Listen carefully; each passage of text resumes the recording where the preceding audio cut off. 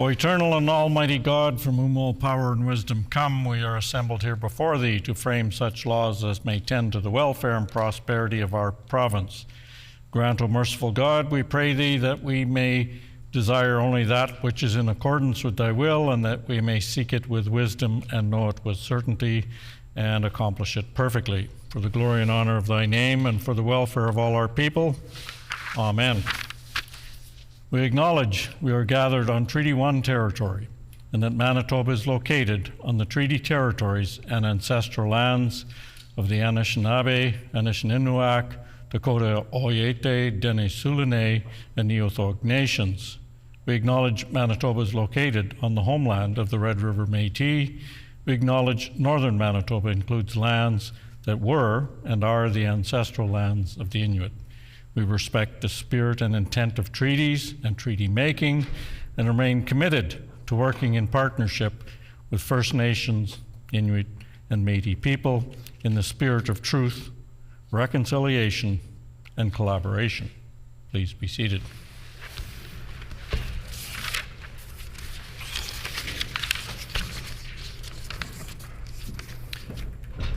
Routine proceedings, introduction of bills.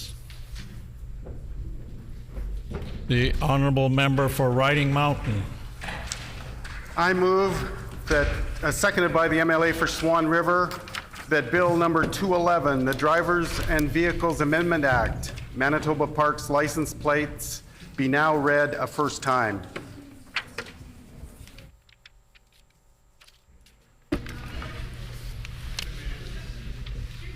Thank you. It has been moved by the Honourable Member for Riding Mountain, seconded by the Honourable Member for Swan River, that Bill number 211, the Drivers and Vehicles Amendment Act, Manitoba Parks license plates, be now read a first time. The Honourable Member for Riding Mountain.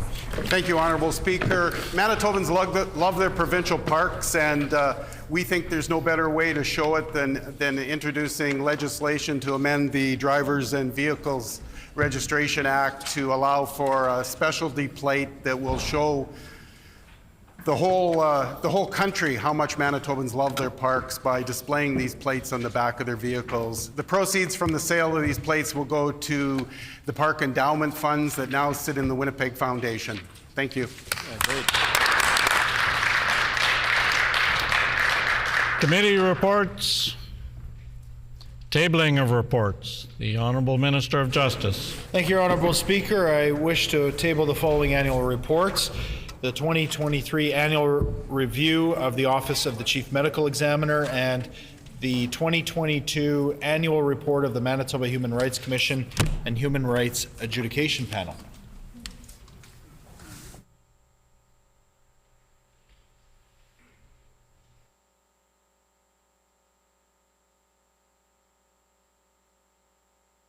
Could just back up for a moment to the first reading of the bill introduced by the member for Riding Mountain. Is it the pleasure of the House to adopt the motion? Agreed, and so ordered. Any other reports? Ministerial statements. The Honourable Minister of Sport, Culture and Heritage. Honourable Speaker, it is my pleasure to rise here today to recognize an outstanding organization that stands as a shining star of the arts and cultural scene in Manitoba. Mentoring Artists for Women's Art, or MAWA, is a community organization that is celebrating its 40th anniversary this year and is located in the constituency of the Honourable Member for Point Douglas. MAWA is a unique in our province in providing a space for women and non-binary artists of all career levels with the opportunity to learn from their peers while building an intergenerational arts community.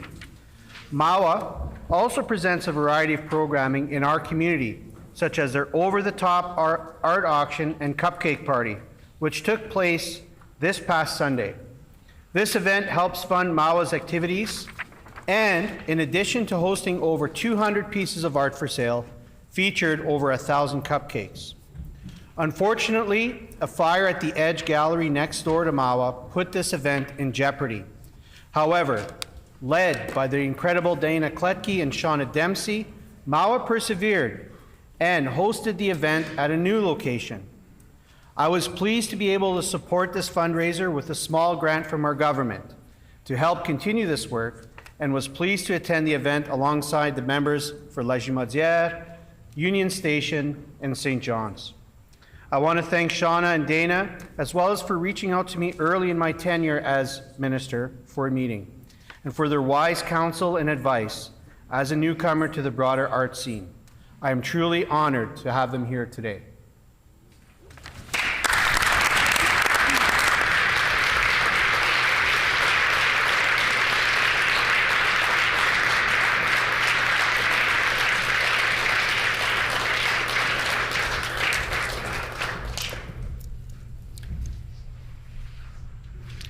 The honourable member for Dawson Trail. Honourable Speaker, today I rise to bring recognition to a notable organization within the downtown community of Winnipeg, the Mentoring Artists for Women's Art, or MAWA. This year is a very special year for the MAWA because it's their 40th anniversary. The center was founded in 1984 with the mandate to encourage, support the intellectual and creative development of women in the visual arts by providing an ongoing forum for education and critical dialogue. The center is mentorship driven, with the mentors ranging from 2 to 12 months in duration, where the artists can focus on specific media or theme and even have an exhibition to showcase their work afterwards. The MAWA also profoundly offers more than 20 core programs, all of which are low cost or free to participants, and provide opportunities for women, non-binary, transgender, and two-spirited individuals of all career levels to research, create, and connect with others internationally through MAWA's live work apartment. But even outside of the live work apartment setting, there's opportunity for women and people of all genders through the MAWA. There are workshops for traditional, global, and Indigenous artistic practice, talks given by local and national international artists, studio visits with established curators, lectures and discussion groups, and so much more. The program offered by MAWA really allows artists to learn and really refine their skills to the level of professionalism. It's really no wonder then that the MAWA was awarded the Community Art and Education Award by the National Canadian Society of Education through Art in 2018.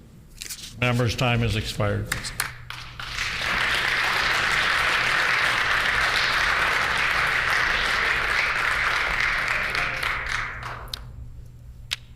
Before I move on to members' statements, I'd like to draw members' attention to the Speakers Gallery, where we have with us today the Ambassador of the Philippines in Canada, Her Excellency Maria Andrelita Austria, and Mr. Ronaldo Opina, the Honorary Consul of the Philippines in Winnipeg.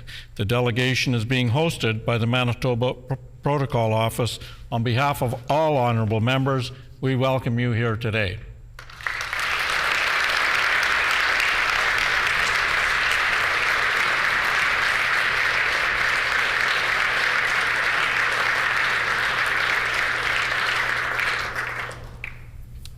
Member statements. The honorable member for Radisson. Honorable Speaker, yesterday, April 7th, was World Health Day. This year's theme, My Health, My Right, is one to note. There are many to thank for defending this right. Today's world has been rampaged with disease, disaster, and distress. This is largely due to the increasing threat of war, the climate crisis, and the lottery of basic human needs, such as quality housing, safe drinking water, clean air, good nutrition, and decent work. According to the World Health Organization, at least 140 countries recognize health as a constitutional human right, yet many delay the passing and practice of laws that ensure their populations have the access to health services that they are entitled to. Here in Canada, we are not exempt. We have come further along than many, but we have so much further yet to go. Thankfully, in Manitoba, we finally have a government who understands that better health outcomes start in the community. Though when help is needed most, it's those on the front lines of our health systems who are there for you. In Northeast Winnipeg, we are indebted to over 1,200 healthcare workers who make up the Concordia organization, including Concordia Hospital and Concordia Place. In its humbling beginnings, Concordia was composed of mere 4 hospital beds for expectant mothers. It now houses many programs and services and specialties, including its urgent care, family medicine, orthopedics, pharmacy, primary care, and outpatient cancer care.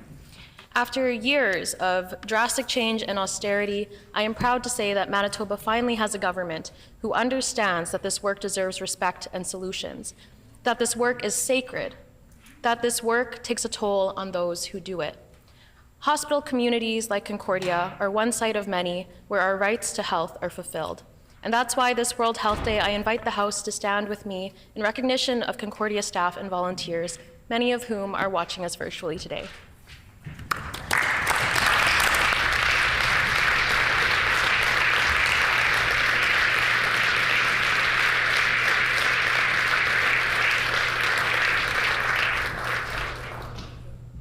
The Honourable Member for Brandon West.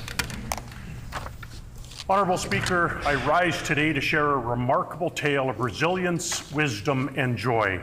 I recently had the privilege to celebrate with my constituent, Ms. Hazel Scoos, a super centurion from Brandon West, who has etched her name in history and is joining us virtually today.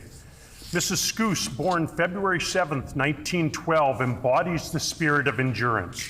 At the age of 110, she achieved the rare distinction of a super centurion status, and today, at 112 and 61 days old, she continues to defy time, a testament to her remarkable longevity.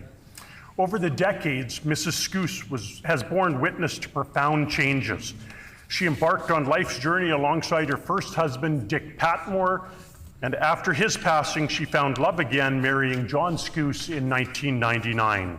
Although she did not have children of her own, she dedicated her lengthy career to shaping young minds as a devoted teacher.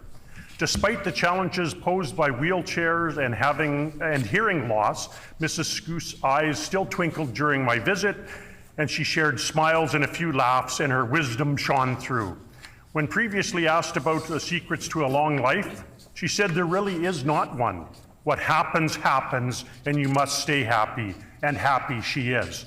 Today, Mrs. Scoos resides at the Hillcrest Personal Care Home, where the staff affectionately describe her as a lovely, sweet lady and a cherished presence in the building. Her resilience knows no bounds. She gets her hair done weekly, finds solace in bird watching, and remarkably even bowls. Yes, you heard that right. She can still throw the bowling ball from her wheelchair. I invite all members of this esteemed House to join me in extending our warmest wishes to Mrs. Hazel Scoos, who is watching us live from Brandon West. She holds the distinguished honor of being the oldest living person in Manitoba and the 3rd oldest in Canada. Let's raise our voices and applaud.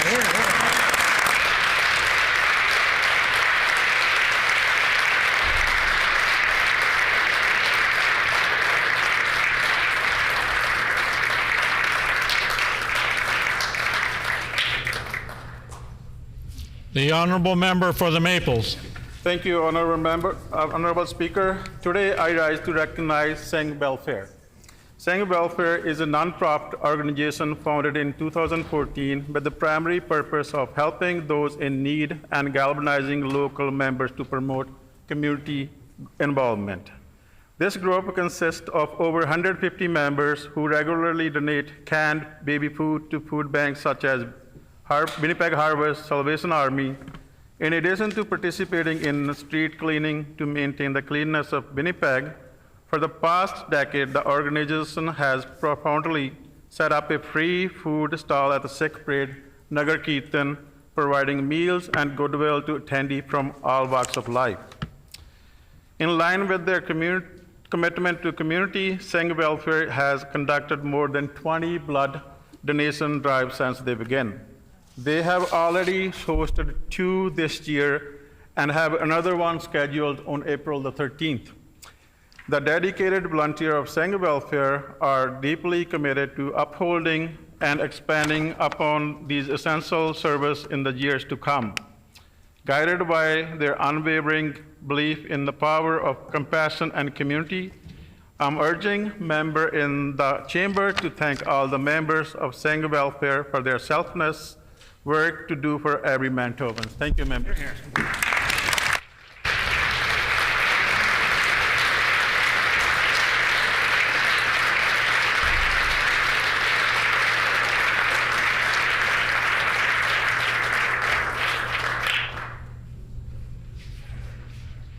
The honourable member for Morden-Winkler.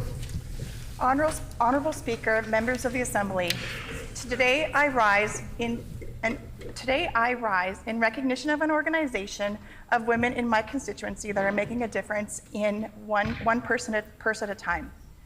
In a world where women are increasingly leading change and making a difference, the Power of Purse campaign stands out as a shining example of how women of all generations are coming together to make a positive impact through philanthropy. This past Saturday was the 9th annual Power of the Purse brunch in Morden. This event is put on and run by the Morden Area Foundation. Imagine a room filled with over 100 passionate, driven women all coming together over brunch to discuss, network, and ultimately make a change in their community. Each $100 ticket for the brunch goes directly to the charity of your choice. This act of giving not only raises over $10,000 each year, but also allows attendees to have a direct impact on causes that are important to them. What makes Power of the Purse brunch even more special is the support it receives from local businesses and individuals. These sponsors play a crucial role making the event a success by covering all the costs of the brunch, ensuring all the money raised can go directly towards the local charities. The Power of the Purse brunch is about making a real difference in the lives of those in need. The 3 grant recipients this year are the Morden Family Resource Center, Morden Youth for Christ, and a student bursary program designed for students that will seek employment at Boundary Trails Health Center. These local charities have a lasting impact, providing much needed support and resources to organizations. I'm very proud to represent such a giving community. Thank you.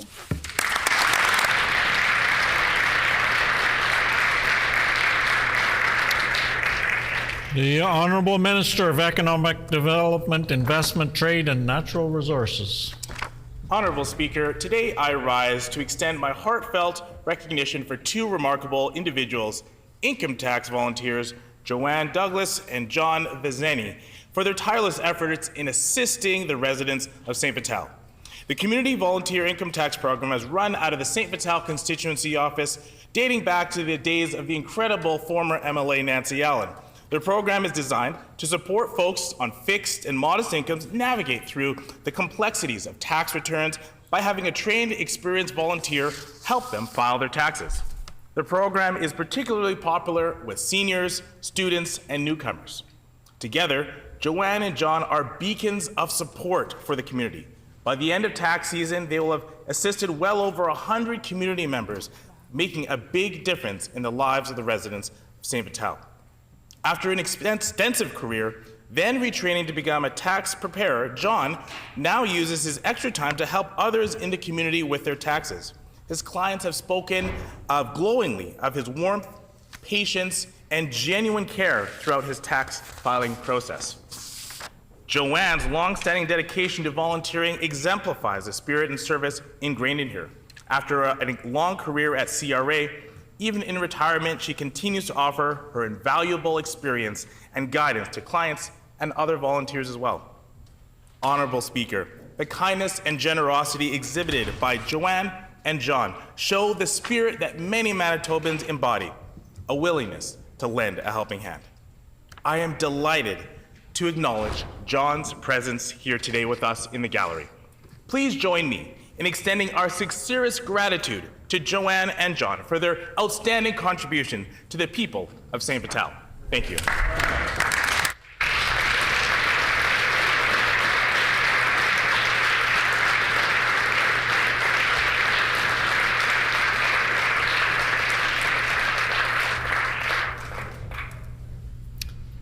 Oral questions. The Leader of the Official Opposition.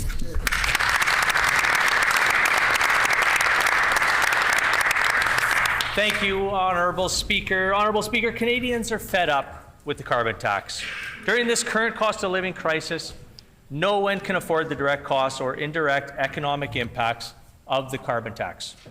That's why there are protesters calling themselves the Nationwide Protest Against Carbon Tax, actively calling for the federal government to get rid of the carbon tax once and for all. Protests are being held all around the country. It could be a matter of time before they arrive here in Manitoba. Without pointing fingers or casting blame, can the Premier explain his current position on the carbon tax? The Honourable First Minister. The rising cost of living is something that Manitobans from all walks of life have had to bear the impact of. I've been making a very clear case to the federal government that we don't need the federal backstop here in Manitoba, but at the same time, we're not just going to do what the PCs did, which is pick fights and not take any action to help you. In fact, one of our first acts upon forming government was to remove the provincial gas tax. That saves Manitobans 14 cents a litre every single time you visit the pump. Again, there are more impacts on the cost of living having to do with the lagging impacts of high interest rates. We're going to continue to be there for you and your family through this difficult time. The Honourable Leader of the Official Opposition on a supplementary question. Honourable Speaker, every time I get up to ask this question, the Premier stands up and talks about his temporary tax relief to Manitobans. Every time I bring up the carbon tax, also up in this House, the Premier takes his eyes off the road, looks in the rearview mirror, and continues on with his line of answering his questions. The Prime Minister says there must be a Manitoba carbon tax. It's the only way out of the federal backstop. The Premier can create a carbon tax higher than the federal carbon tax. He can institute a cap and trade tax like Quebec, or institute a carbon tax plus output-based pricing like his friends in British Columbia. I've asked this question before, but have yet to get an answer, so I'm asking it again. When will the Premier drop the theatrics and be honest with Manitobans about his carbon tax plan? The Honourable First Minister. Been honest with Manitobans every day of my political career, which is why our team was invested with the honour to form government. The PCs cannot say the same. That's why they're sitting on the opposition benches now. Now, we know that the cost of living is a major impact on the people of Manitoba. So we cut the 14 cents a litre provincial fuel tax. That saves you money, 14 cents a litre every time you gas up. It has also given Manitoba the lowest inflation rate in the country for 2 consecutive months.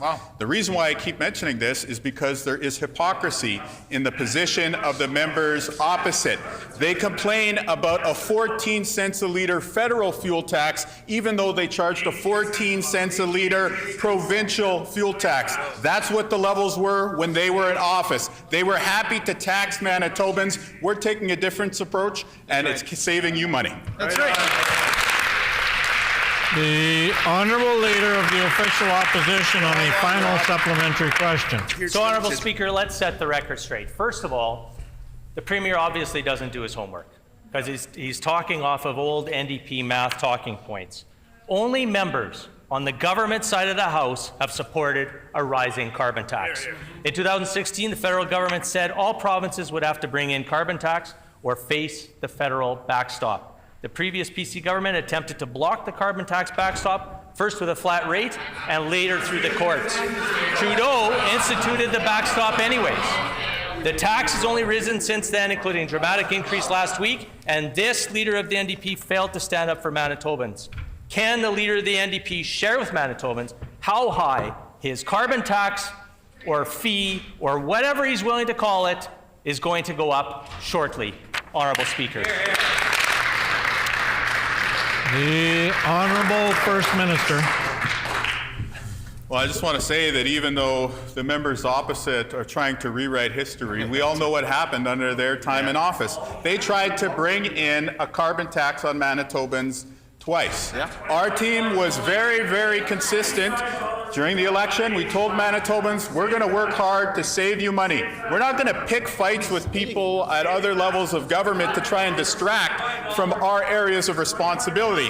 In fact, we're going to lean in to the areas we're responsible for. What's been the upshot? Well, we cut the 14 cents a litre provincial fuel tax, and not only does that save you money each and every day, but it's lowered inflation in this province. This important work is not done. There's more work to do, but the things that our team has done so far are starting to produce results. We can't afford to go back to the dark days of the PCs. The Honourable Leader of the Official Opposition on a new question. Honourable Speaker, there's a solar eclipse today. The moon's silhouette will overtake the sun, casting a shadow on the earth. This is much like how the Premier eclipses his ministers through his insistence on dominating media conferences here in the chamber, speaking for them in QP, and I'm sure, and they're nodding their heads, even in behind closed doors, Honourable Speaker. While he was speaking on behalf of the Health Minister last week, he claimed frontline healthcare workers needn't worry since help is arriving every day. It could be an example of the Premier just saying things in question period, as he admits he sometimes does, without any overheated partisan rhetoric or finger-pointing. Can the Premier share with the House and with Manitobans how many net new healthcare workers have been added since October? The Honourable First Minister.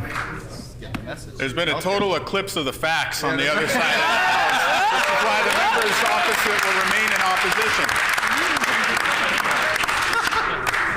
I was surprised to hear the member opposite raise a question about healthcare. He's been in the seat for quite some time, and he has, until now, neglected to address the #1 issue for the people of Manitoba. But I was disappointed when he stood up to not apologize. What I think he meant to say was, I'm sorry to you, the people of Manitoba, for closing the Victoria Emergency Room. That he's sorry for closing the Concordia Emergency Room. That he's sorry for closing the Seven Oaks Emergency Room. That he's sorry for cutting hundreds and hundreds of nurses across the province. While he continues to dodge responsibility for the failures of the Stephenson government, we're going to be there working with frontline healthcare workers to repair the damage. We're investing in new staff each and every day, but that work is not done. Member's time is expired. The Honourable Leader of the Official Opposition on a supplementary question. Honourable Speaker, I gave the Premier a chance to provide a simple answer with that question, and it's a shame he didn't take it. Simply Sellinger 2.0 over there. To be clear, claiming healthcare workers are arriving every day is giving false hope that he can't back up. I'll quote from a letter to the MNU shared online earlier today about false hope from the NDP. This letter from a veteran nurse says, and I quote, "I have waited and watched and have seen no change. This government promised to listen to the front line, but we don't feel heard at all. In fact, we feel more devalued," end quote. It seems as though the NDP used fixing healthcare as a campaign talking point, an issue to get elected, but had no plan for recruitment and failing to retain.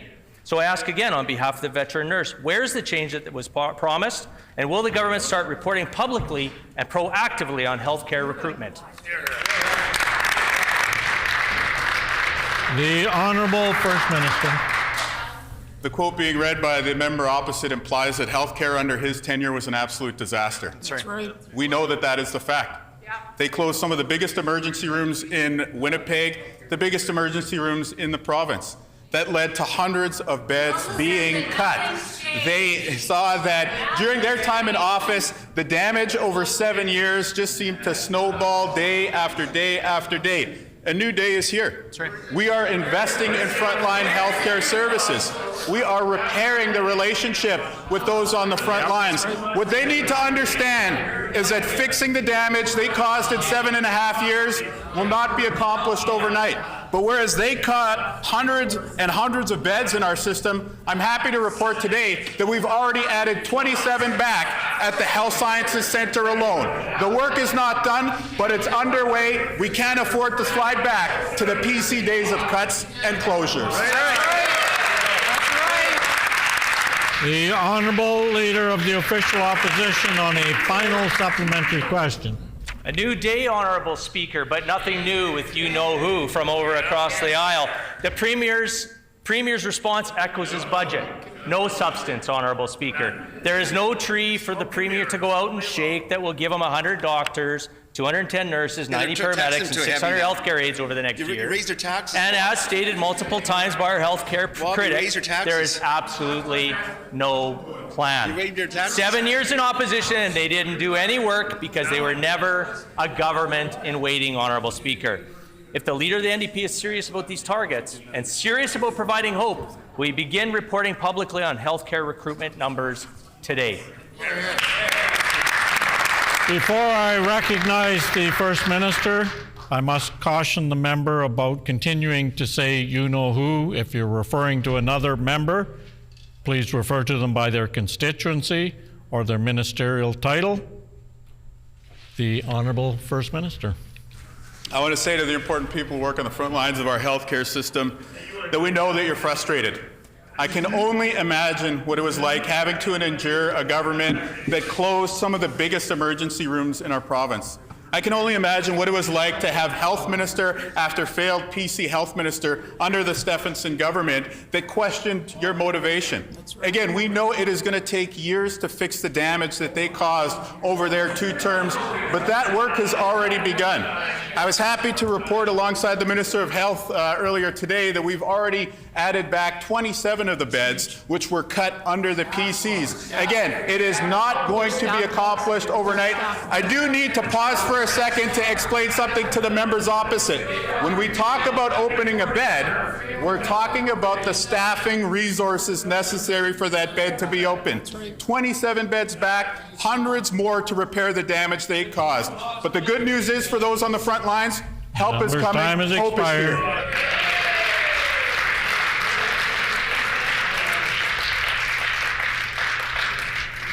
here. The Honourable Member for Roblin.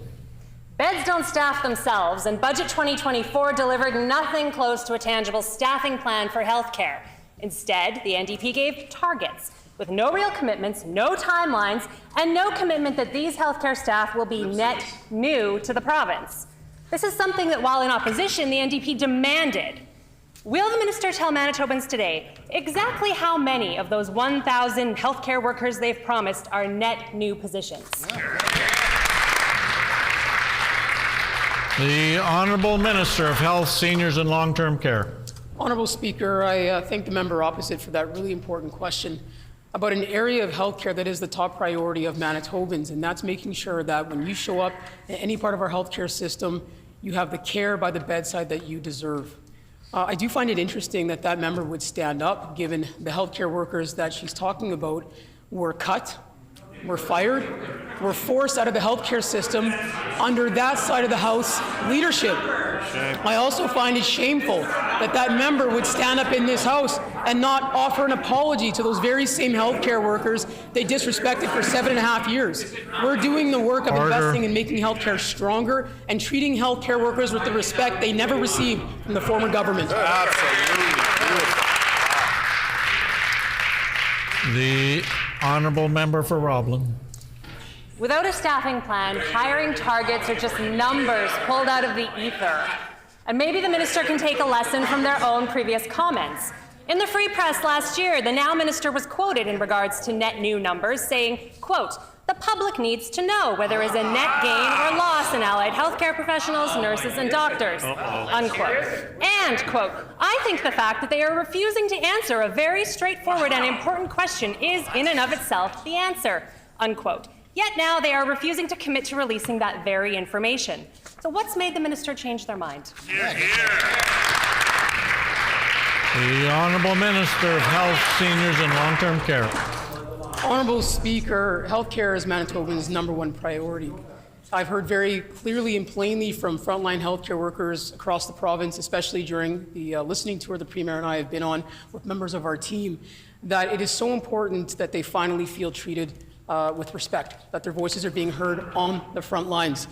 Honourable Speaker, I've also heard from those very healthcare workers that for over 7.5 years, their colleagues were driven out of the profession due to the mistreatment of the government previous. Now, We've stated this before, I'll say it again. We didn't get to where we are in healthcare overnight. We're not going to fix it overnight. But every single day, including today at Health Sciences Centre, our government is working with healthcare workers to move us in a better direction, including adding dozens of beds to Member's HSC. time is expired. Great job. The honourable member for Roblin on a final supplementary question. In a recent post online that I'll table here today, a nurse in the PA shared that they're dealing with a 56% vacancy rate and working with nurses who aren't trained to work in the ER. The NDP can point fingers all they want, but this was the situation in a Manitoba hospital this weekend under an NDP government. The NDP needs to stop campaigning, start acting like a government. They are accountable for what is happening in the healthcare system today under their watch. How many of the 1,000 new healthcare positions are net new to the system? Oh, get up and say it. The Honourable Minister of Health, Seniors and Active Living. Honourable Speaker, I can tell the member opposite what we're not going to do, and that is take lessons from any member of that side of the House who spent 7.5 years berating and disrespecting healthcare workers across the province. They spent 7.5 years accusing nurses of taking bribes, accusing doctors of causing chaos, accusing healthcare workers of everything they could to avoid doing their jobs. Honourable Speaker, if they had bothered to pay attention this morning, they would have realized the 27 beds to acute medicine at HSC that will serve the whole province, and the 9 psych beds were opened before today, and they're already staffed.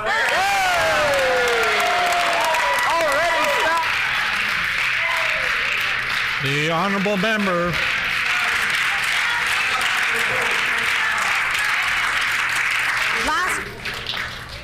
The honourable member for Agassiz.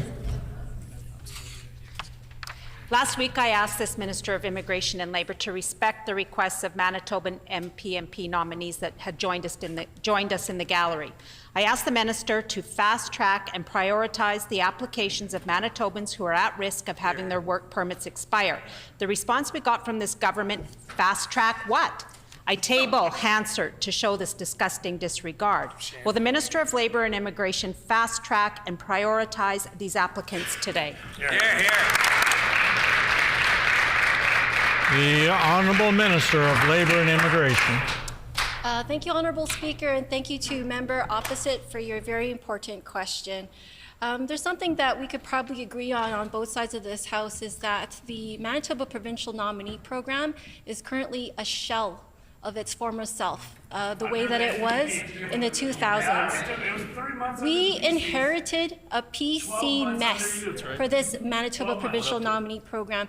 At this point, when we got into government in October, that PC government was unable to process 2,000 spots that we would have normally gotten from the federal government.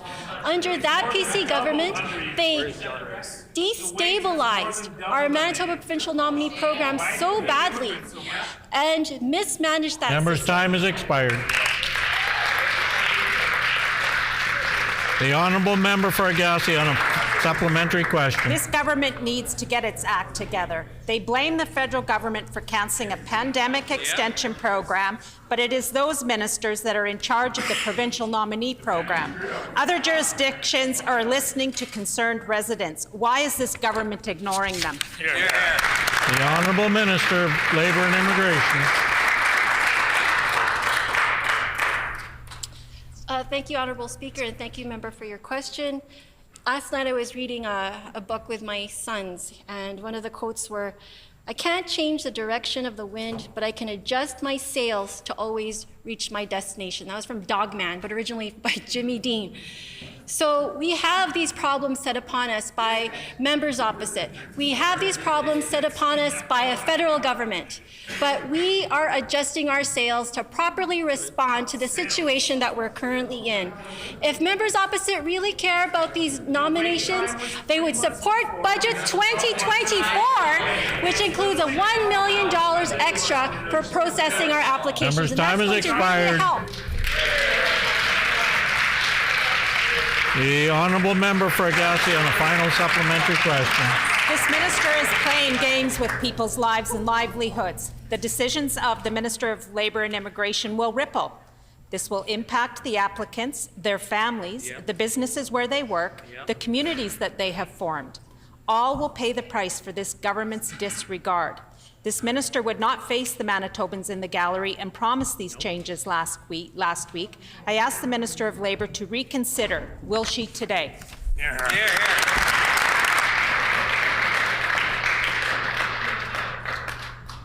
The Honourable Minister, Labour and Immigration. Thank you, Honourable Speaker, and thank you, Member, for your question. The PC record is clear. We have the highest out-migration rates that we've ever seen. We are unable to process a federal allocation that's never been done in our history for the Manitoba Provincial Nominee Program. That was under their watch. And right now, we are taking course to make sure that we're going to be taking the right course and getting federal government participation to make sure that these folks can stay in the country. Thank you, Honourable Speaker. The Honourable Member for Midland. Honourable Speaker, a month ago the Minister of Families condemned a foster home and removed children from the facility because it was utilizing drugs as harm reductions. She was quoted saying, quote, "I refuse to believe and accept that that's the best that we can do, that we are going to offer drugs as a means of keeping children placated and managed. This is unacceptable." I table this article to refresh her memory. Does she stand by her words that offering drugs as a means of keeping children managed is not acceptable? The Honourable Minister of Families. I thank the member for, I guess, that question. Of course, I stand by that. When any agency gives unauthorized drugs to children in care, that's not a good thing. No. I don't think that any single member opposite would want anybody giving their children unauthorized, unprescribed drugs. So I don't know why it's good for children that are in care. That's right. The Honourable Member for Midland on a supplementary question. Thank you, Honourable Speaker. This is something that the Minister of Families and I agree on, that drugs are bad. However, last week when the Minister was asked about her cuts to the Department for a Youth Mental Health Strategy and Mental Health Resources, the Minister of Families responded about the government's commitment to create a drug consumption site. Can the Minister of Families clarify her words? Does she think a drug consumption site is a solution to mental health struggles?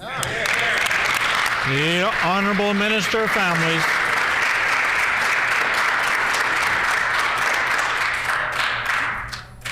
We have long argued for a safe drug consumption site to protect the lives of Manitobans that are struggling with addictions.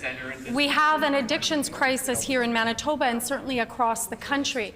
And where that failed government for over 7.5 years wanted to close their eyes and put their blinders on that there were no drug issues going on or addictions crisis in our province. This side of the House was advocating and fighting for Manitobans to be able to get the supports and the resources that they need to just live. The Honourable Member for Midland on a final supplementary question. Honourable Speaker, there are inconsistencies with the Minister's position. A month ago, drugs for kids was unacceptable. Last week, drugs for youth and mental health struggles is an option. So I'll ask the Minister of Families a very simple yes or no question. Does the Minister agree with providing drugs to vulnerable youth? It's unfortunate that you almost shut you down. The Honourable Minister of Families. It's such a disappointing question to be posing in this chamber when we have Manitobans that are dying of overdoses. Of course, as the daughter of a mother who died of a heroin overdose, of course I support Manitoba citizens getting the supports and the resources that they need to live 1,000% every single day. Get on board.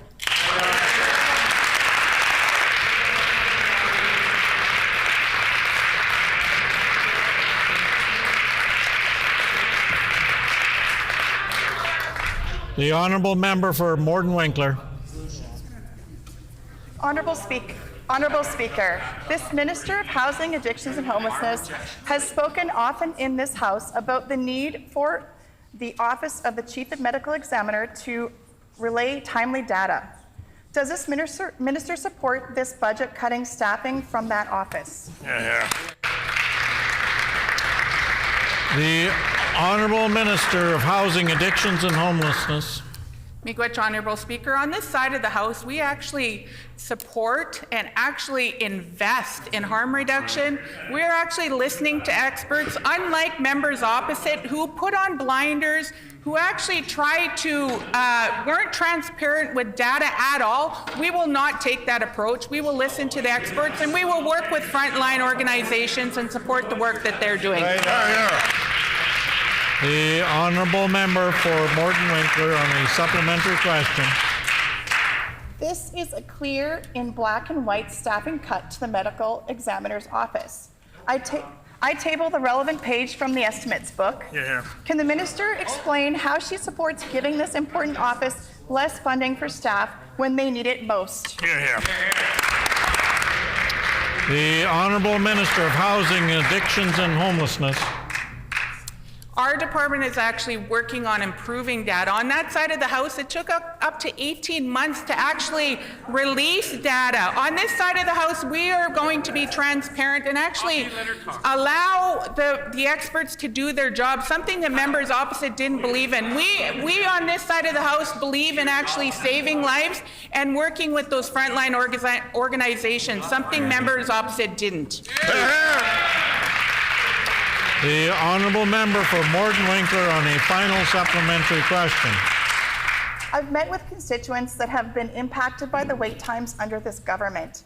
Families are waiting far too long already for the release of loved ones after tragic accidents, and this government plans to cut staff. So I ask again, how can the minister think that increasing wait times and denying families closure is in the best interest of Manitobans? The Honourable Minister of Housing, Addictions and Homelessness. Well, on that side of the House, they didn't listen to families. They didn't listen to experts. They didn't even work with folks that were struggling with substance abuse issues. They actually walked outside of this House every day and seen it on the streets. On this side of the House, we're taking a different approach. We're actually supporting the folks that are working on the front lines, and we're going to actually get a safe consumption site opened up in this province so we can help those that are struggling and get them supported with the resources that they need. Unlike members opposite who failed to get that done, we will get it done.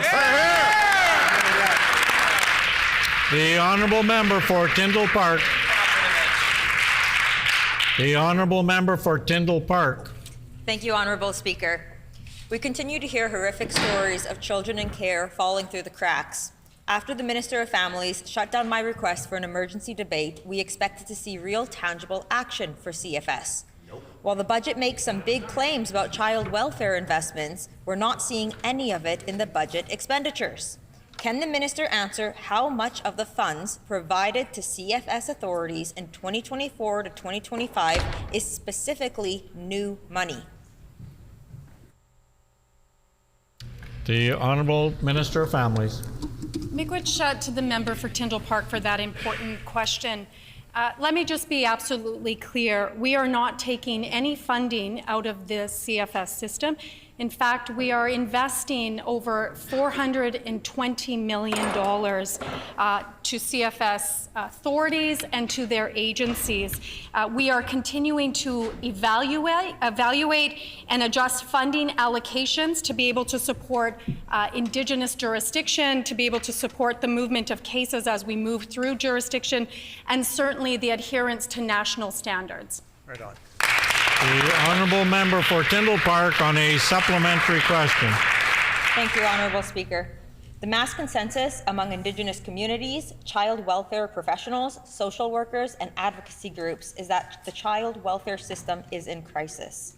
That's why it's very shocking to see funding to Winnipeg and rural northern CFS completely cut and grant and financial assistance to CFS authorities completely frozen. Honourable Speaker, this financial assistance in part goes directly towards caregivers, and I table these numbers now. Can the minister explain why funding to authorities was frozen and why CFS was completely cut? The Honourable Minister of Families. Miigwech, Honourable Speaker. Again, miigwech to the member for Tyndall Park for that question. Let me just be clear, and I want to reiterate this again for the member and for everybody in the chamber. We are not taking funding out of the CFS system. We are evaluating and adjusting funding allocations to be able to support Indigenous jurisdiction, the movement of cases, and we're also looking at supporting, making sure that there's supports for customary and kinship care, so that children in care can be cared for by their families, by their communities, and in their communities. That's the work that we're doing in our decolonizing of the CFS system. The honourable member for Tyndall Park on a final supplementary question. Thank you, Honourable Speaker. We all know how important child protection is. In fact, unsafe placements were at the forefront of many media reports these last few months. But this is not new information. This is one of the Auditor General's crucial recommendations made in 2019, strengthening safety standards in foster homes. This government and its years in opposition had plenty of time to prioritize a plan of action to address safety in placements. But last week, child protection was completely cut in this government's very first budget. If the protection of our most vulnerable children is a priority for this minister, can she explain why she cut the funds for child protection? The Honourable Minister of Families. Miigwech, Honourable Speaker. Unfortunately, again, the minister or the member opposite has rose in this House 3 times to not put facts on the record. She is simply wrong. Again, let me reiterate, we are not taking any dollars out of the CFS system. In fact, we're putting more dollars. That we are putting $420 million towards CFS authorities and agencies. $250 million goes towards the care costs of children, youth, and families, including supports for customary and kinship care. It is families and communities that we are looking to support. We have grandmothers right now for many years under that failed government that don't receive any dollars. The honourable member for Seine River. Do you call me? Okay. Honourable Speaker, the former PC government consistently failed the sports, culture, heritage and tourism sectors in our province. They cut funding to Sport Manitoba, Manitoba Film and Music, and the Manitoba Arts Council, just to name a few. They even refused to fund our athletes participating in the North American Indigenous Games. These failures are just some of the reasons why Manitobans rejected the PC government last fall. Thankfully, our government's taking a new approach. Can the minister share with the House the good news in the budget to help our vibrant sport, culture, and art community? The Honourable Minister of Sport, Culture, Heritage, and Tourism. Last week, our budget tabled more money for the Manitoba Arts Council, more money for La CCFM, more money for Sport Manitoba, more money for Manitoba Film and Music. And to quote the Manitobans for the Arts, a historic investment. And I want to quote Shauna Dempsey, co-executive director of MAWA. It really feels that we've elected the people's government this time. That's right. Well, Honourable Speaker, we're proud to be representing the people of Manitoba, and we're just getting started.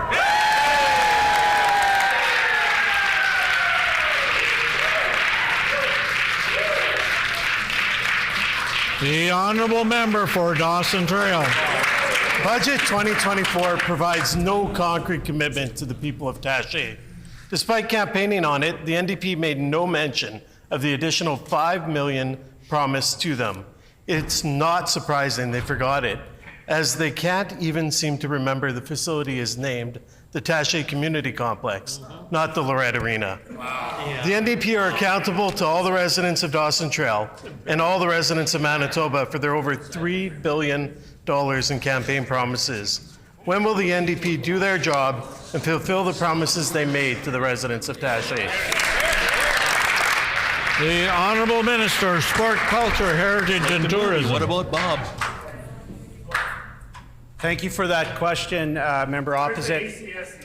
I'll just have to say this. We listen to the people of Manitoba. The people of Manitoba elected this government to listen to them. And that's why we are investing in rec centers, like in Lorette, like in Brandon. And au monde de Lorette, Saint-Anne, la Broquerie, nous allons continuer à supporter vos initiatives. We sit down and we listen to all ideas. We sit down and we take information from people and make decisions based on a future for Manitoba. Right. They are still talking about their past. Member's We time know. has expired. The Honourable Member for Dawson Trail on his I will table a supplementary letter I question. sent to the Premier in October regarding the Taché Community Complex. Unfortunately, they never bothered to respond. Budget 2024 has made the NDP's intentions clear. Overblown promises in the campaign with no intention of following up on them. The NDP had 17 years to fund upgrades in Lorette and did nothing. Looks like the NDP government is taking their notes from Sellinger again. When will the NDP do the right thing and cough up the additional funding? The Honourable Minister for Sport, Culture, Heritage and Tourism. I'll just come up again and say it again. Au monde de Lorette, on vous entend, on va investir dans votre communauté. Also, I'm proud to work with the team. I'm proud to work with the Minister of Municipal Relations to invest in communities. Right. Again, we stopped the freeze. They put it on. We're thawing out years of neglect. We are sitting down with Manitoba Arts Council. We're sitting down with Sport Manitoba. We're investing in film and music. We're investing in small communities. We love Manitoba. Get on board. The Honourable Member for Dawson Trail on the I know the NDP is fond of question. announcing PC initiatives, but the existing funding we provided is not the new funding they campaigned on. This budget cuts the arts, culture, sport, and community fund and the Building Sustainable Communities Fund. It doesn't deliver on promised community funding that they themselves campaigned on. The NDP are picking winners and losers when it comes to the community funding in Manitoba and that they rely on. That's just not right. When will the NDP do the right thing and cut the checks they promised communities across the province? The Honourable Minister of Sport, Culture, Heritage and Tourism. You know, having grown up in a small community, I know what it means to grow up and pick the garbage. I know what it means to show up to an event and help out. Everybody pitches in. That's why we're doing our part on this side of the house to make sure that communities are taken care of. Like in Brandon, where a park community center will be built, daycare spaces and a cultural space. And again, generational historic investments. Those aren't my words, that's the art community. So who are they talking to? The Honourable Member for Selkirk. Honourable Speaker, cutting the number of apprentices in half will directly reduce the number of skilled workers in our trades. Why does this minister think firing skilled workers is a positive path forward? The Honourable Minister of Economic Development, Investment, Trade and Natural Resources. Honourable Speaker, I'm really happy to have the opportunity to take a few minutes to uplift the skilled workers right across Manitoba who are doing the good job of building up this province for a great and bright future for tomorrow. Yes. Our government is committed to investing in high quality and safe trading so that those workers can feel comfort, that they can go to work safely and return home safely. That's right. Yep. That's the type of investment that we will make, and we've already increased that investment in budget 2024 with an additional $1.5 million invested in apprenticeship training. We'll do that each and every day, Honourable Speaker, to make sure that Manitobans can go to work safe and return home safely, each and every day. The honourable member for Selkirk on a supplementary question.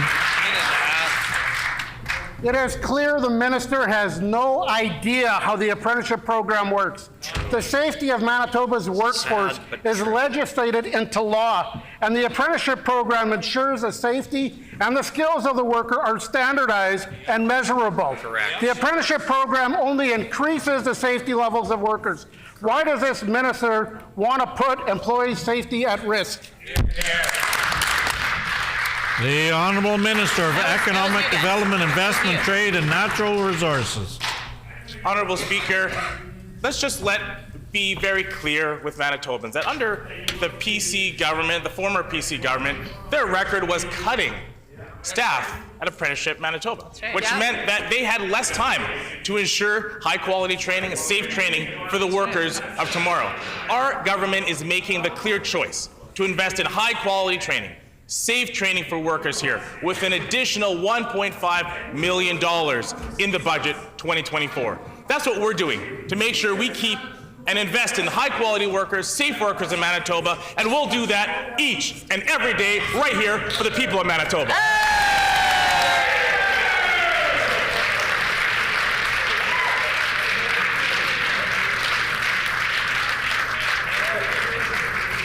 The time for oral questions has expired.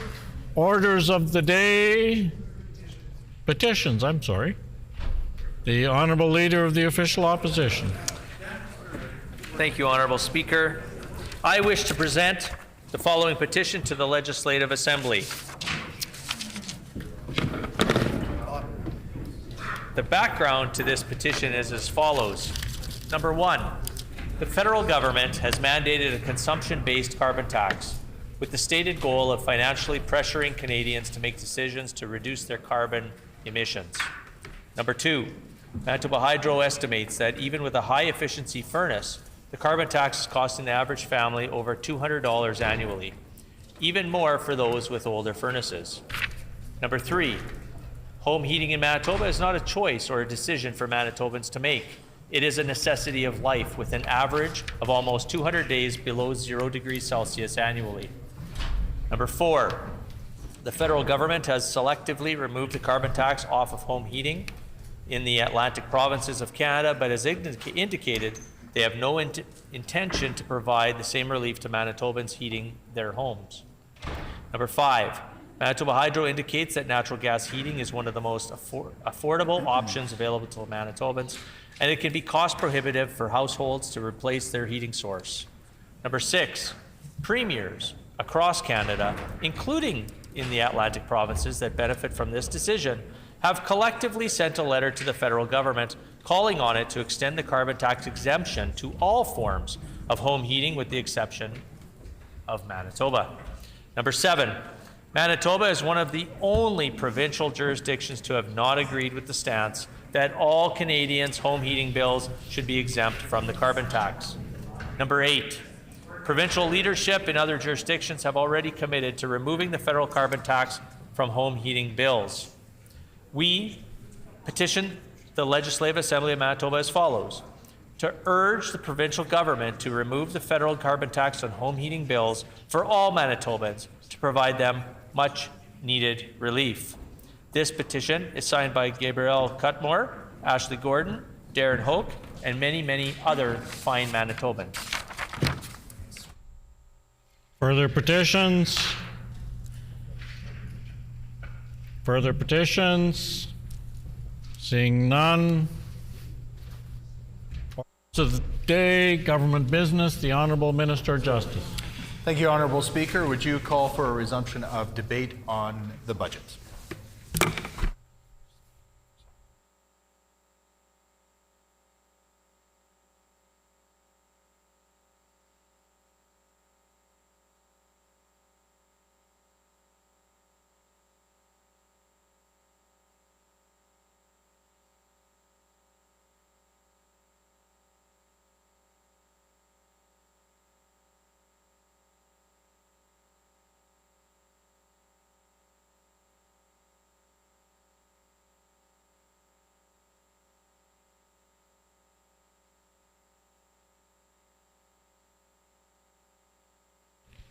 It has been announced that we will resume debate on the budgets and amendments thereto, standing in the name of the honourable member for Interlake-Gimli, who has 9 minutes remaining.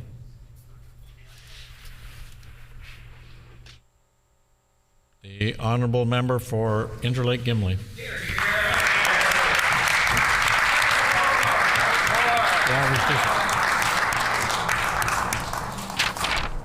Thank you, Honourable Speaker. I was going through the list of community programs that are going to be cut by this NDP government. Building sustainable communities and ACSC granting that our former minister on this side of the benches did such a great job in rolling out. And it's important that there's equity across the province as well, which we always ensured. I'm just going to go through, because my time is limited, I can't talk about each one of these projects, but I do want to mention all the hard work that has been done in my constituency by different organizations. And then I want to get on to a few points about this budget that these community organizations are not proud of on this new budget.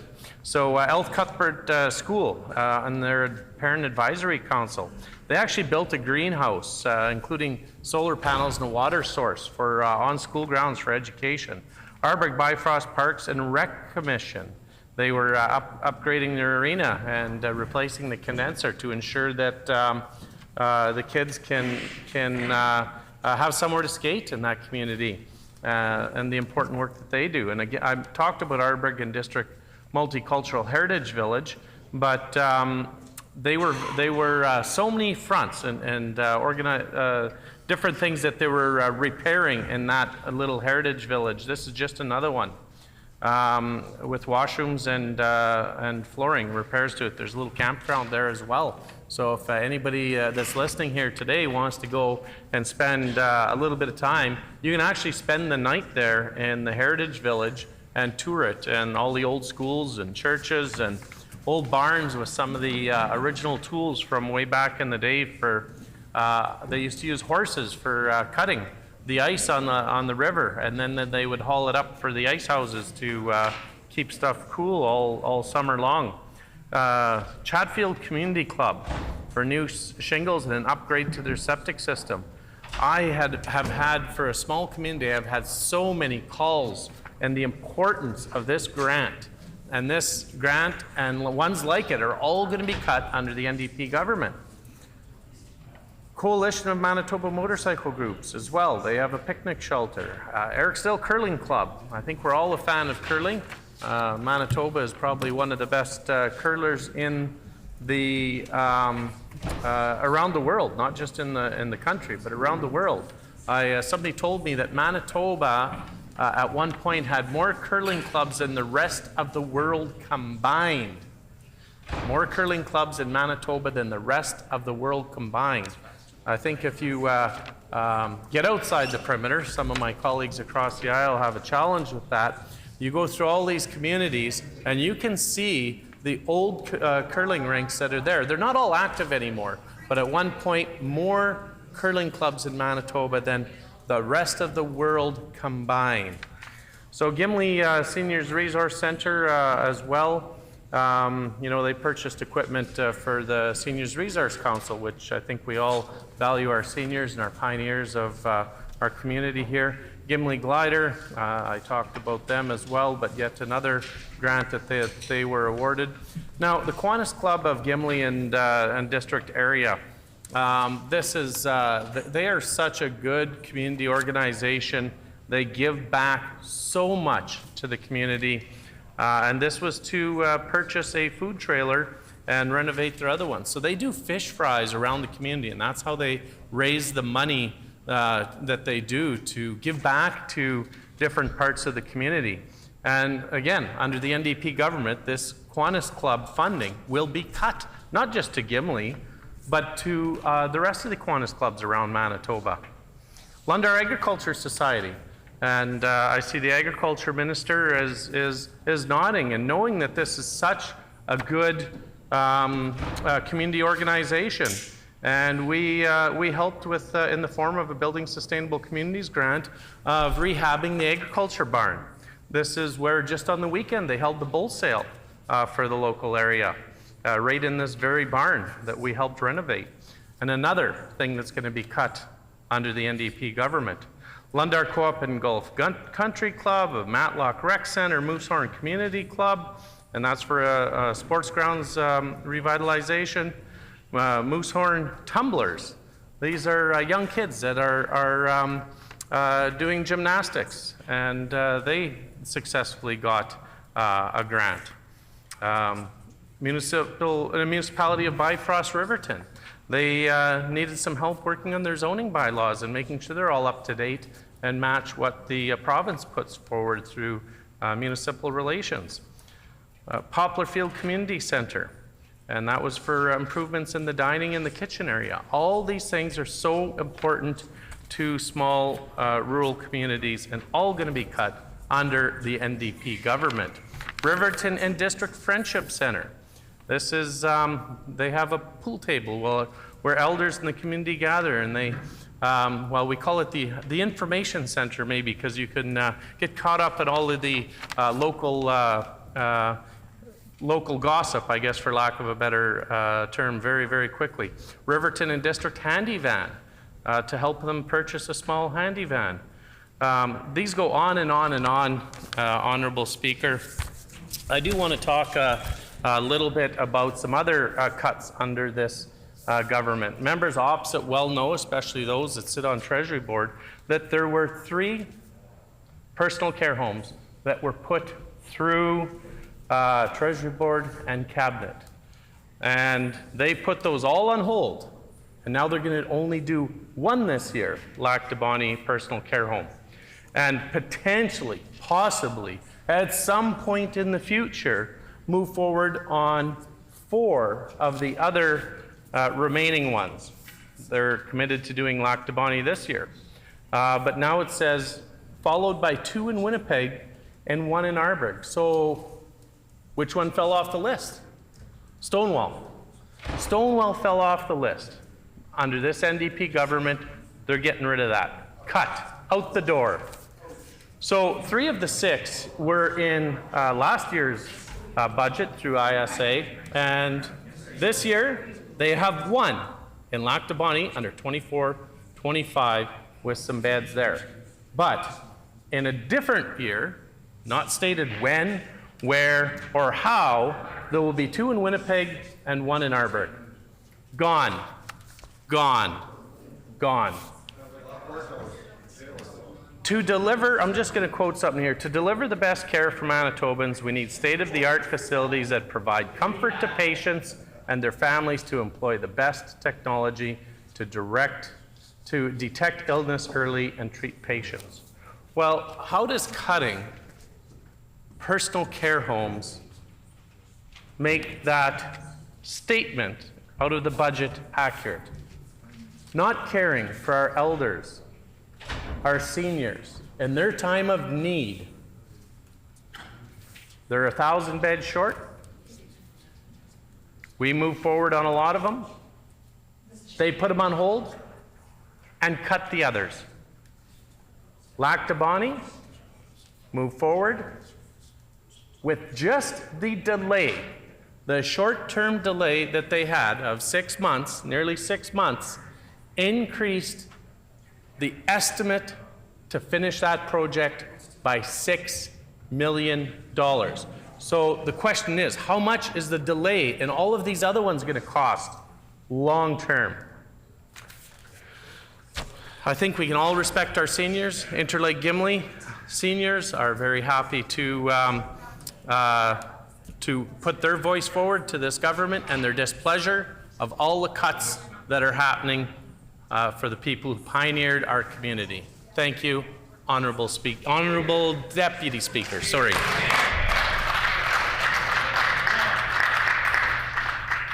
The Honourable Member for St. Boniface.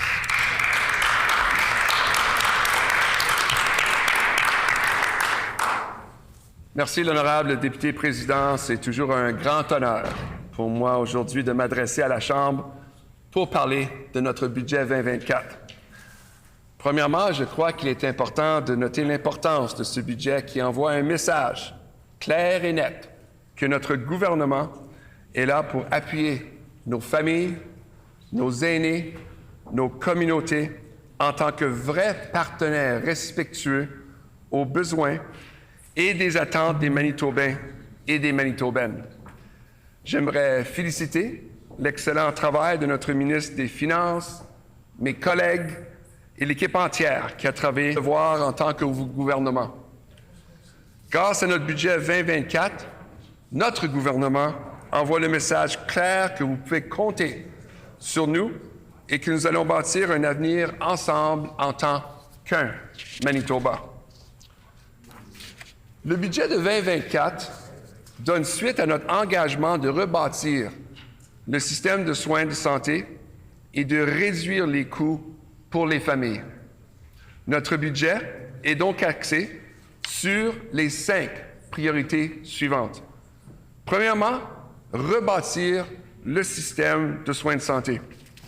Le budget de 2024 prévoit, Monsieur l'honorable député président, des investissements judicieux et ciblés dans le système de soins de santé avec un plan d'embauche de 1000 travailleurs, Monsieur l'honorable président, de la santé et les prochaines étapes pour l'ouverture des services d'urgence de l'hôpital Victoria et de celui d'Eriksdale. Deuxièmement, réduire les coûts pour la famille. Nous allons véritablement soulager le fardeau des familles en prolongeant le congé de la taxe sur les carburants et en proposant aux Manitobains et aux Manitobaines 21 nouvelles façons d'économiser. Entre autres, nous allons élargir l'admissibilité au service de garde à 10 $ par jour et nous proposons plus d'allègements fiscaux pour la classe moyenne. Troisièmement, des familles encore plus en santé dans une communauté plus en santé. Dans le budget de 2024, nous investissons encore plus de façon à appuyer les enfants et les nouvelles mères ainsi que les programmes récréatifs et culturels, les mesures de sécurité publique et le soutien des personnes les plus vulnérables. Quatrièmement, faire croître notre économie. Le budget de 2024 comprend des investissements dans l'emploi et la formation professionnelle avec un plan visant la croissance de notre économie et la création d'un nombre accru de bons emplois pour la population manitobaine. Dernièrement, un gouvernement qui travaille pour vous. L'honorable député président, les Manitobains travaillent très fort pour subvenir aux besoins de leurs familles et aussi pour redonner à leur collectivité. Il va de soi que les Manitobains et les Manitobaines méritent un gouvernement qui travaille tout aussi fort qu'eux. Je crois qu'il est très important de noter aussi que les Manitobains ou que le Manitoba a été fondé sur certains principes fondamentaux comme le bilinguisme, le multiculturalisme et le respect des peuples autochtones. J'aimerais d'ailleurs féliciter notre honorable premier ministre qui s'est adressé dernièrement en Chambre uniquement en Anishinaabe-Mowen en guise de reconnaissance des langues autochtones du Canada. Notre gouvernement a un respect profond pour les langues autochtones ainsi que les 2 langues officielles du Manitoba et du Canada, soit l'anglais et le français. C'est pourquoi notre budget de 2024 investit aussi dans de nouveaux fonds auprès de la francophonie manitobaine.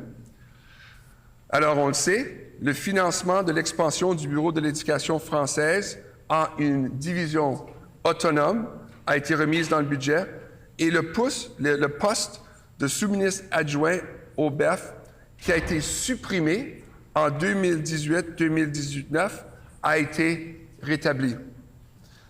Nous allons aussi investir 100 000 $ pour l'apprentissage à distance des élèves francophones du secondaire de la division scolaire franco-manitobaine. Et nous allons aussi travailler à une augmentation des fonds de fonctionnement du Centre culturel franco-manitobain pour aider à soutenir les organismes francophones qui offrent des programmes et des services culturels.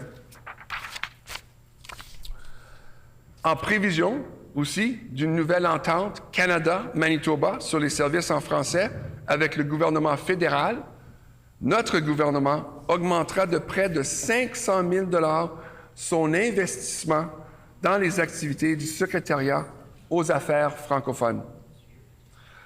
Nous allons aussi voir une augmentation de 100 000 $ du financement accordé à l'Association des municipalités bilingues du Manitoba pour les services de traduction destinés aux municipalités désignées bilingues de la province, la plus importante augmentation du financement de ces services en plus de 20 ans.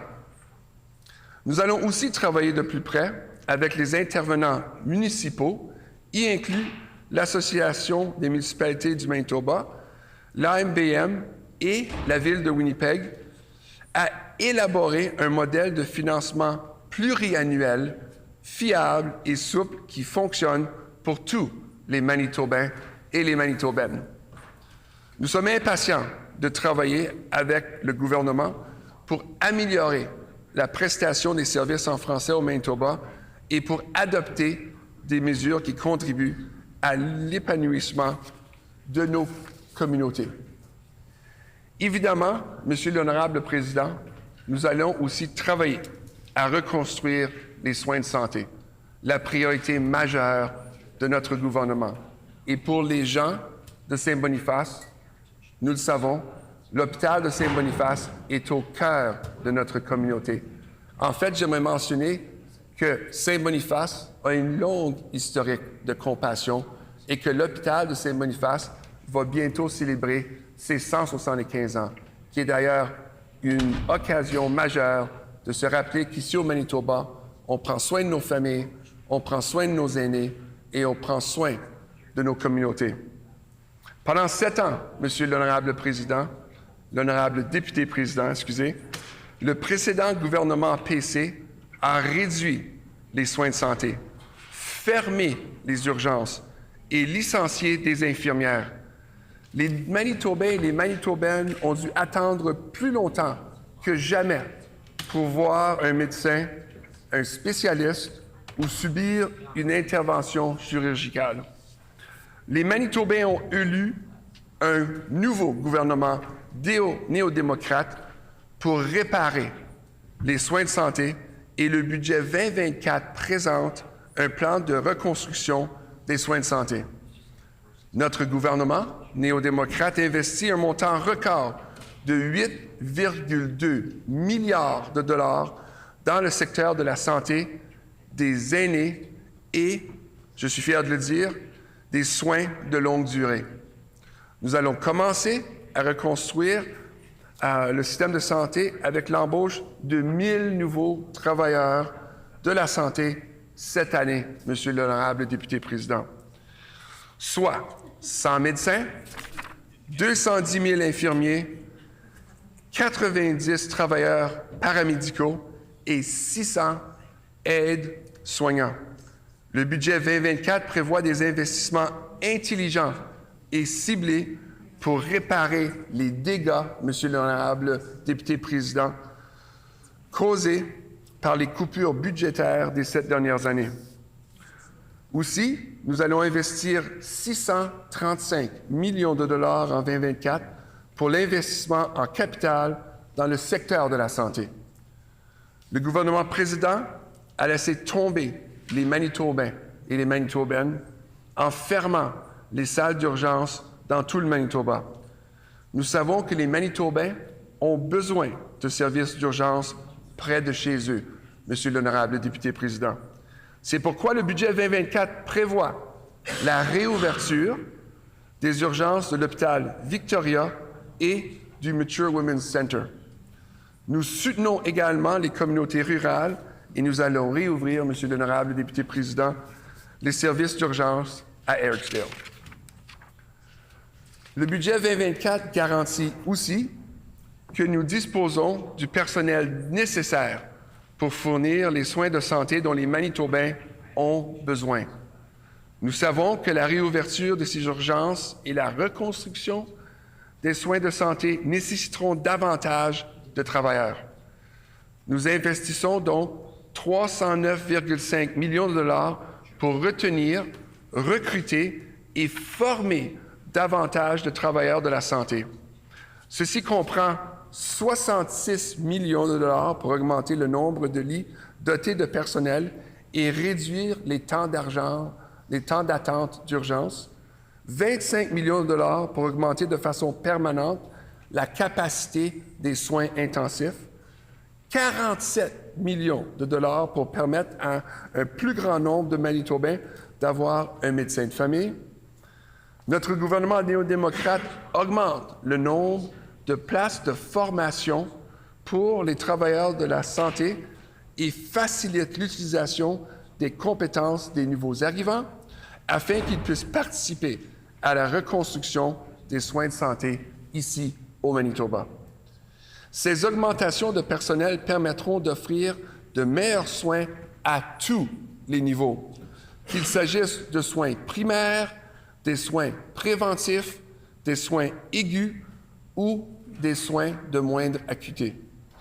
Ensuite, 17 millions de dollars pour offrir 2 nouvelles cliniques pour blessures et maladies mineures, une à Winnipeg et une à Brandon, et établir la première de 5 cliniques de soins primaires afin que les familles puissent avoir accès à des soins de santé en dehors des salles d'urgence.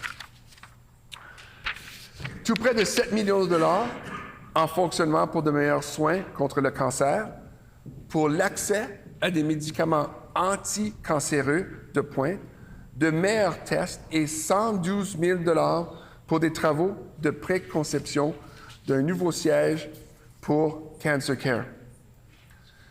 Le budget 2024 fait des progrès en investissement dans les travailleurs de la santé de première ligne et en offrant de meilleurs résultats en matière de santé pour les Manitobains et les Manitobaines.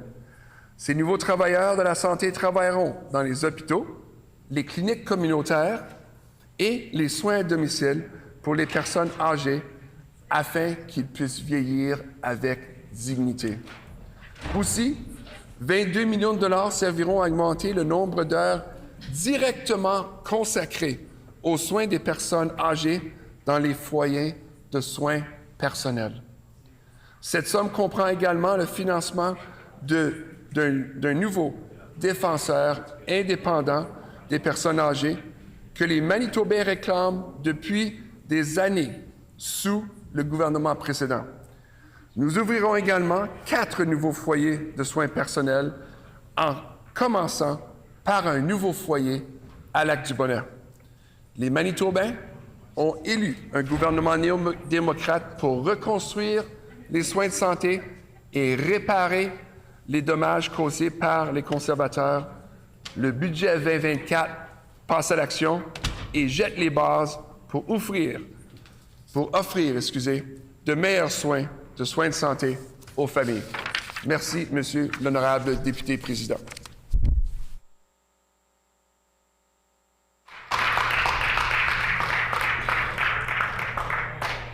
The honourable member for Selkirk.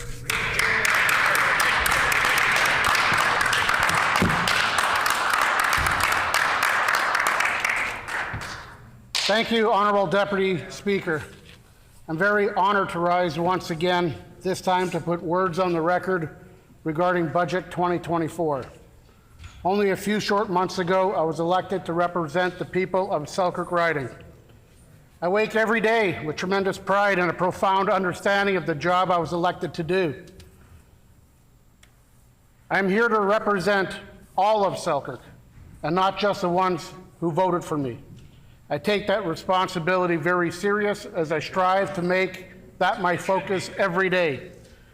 I believe that we must remain true to who we are, with the understanding that we're here to represent not only our constituents, but all of Manitoba.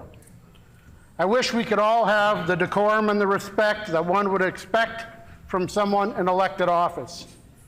I wish we would welcome useful, meaningful discussions and respect different points of views for the issues that face us today.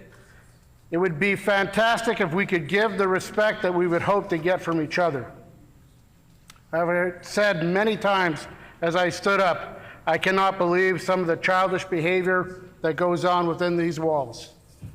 That I wish Budget 2024 would have provided funds to educate these disrespectful members. The screaming and yelling for no reason, the pounding on desks for theatrics, and the poor respect that we show to our fellow colleagues, it is pitiful. I'm not saying that we all behave this way.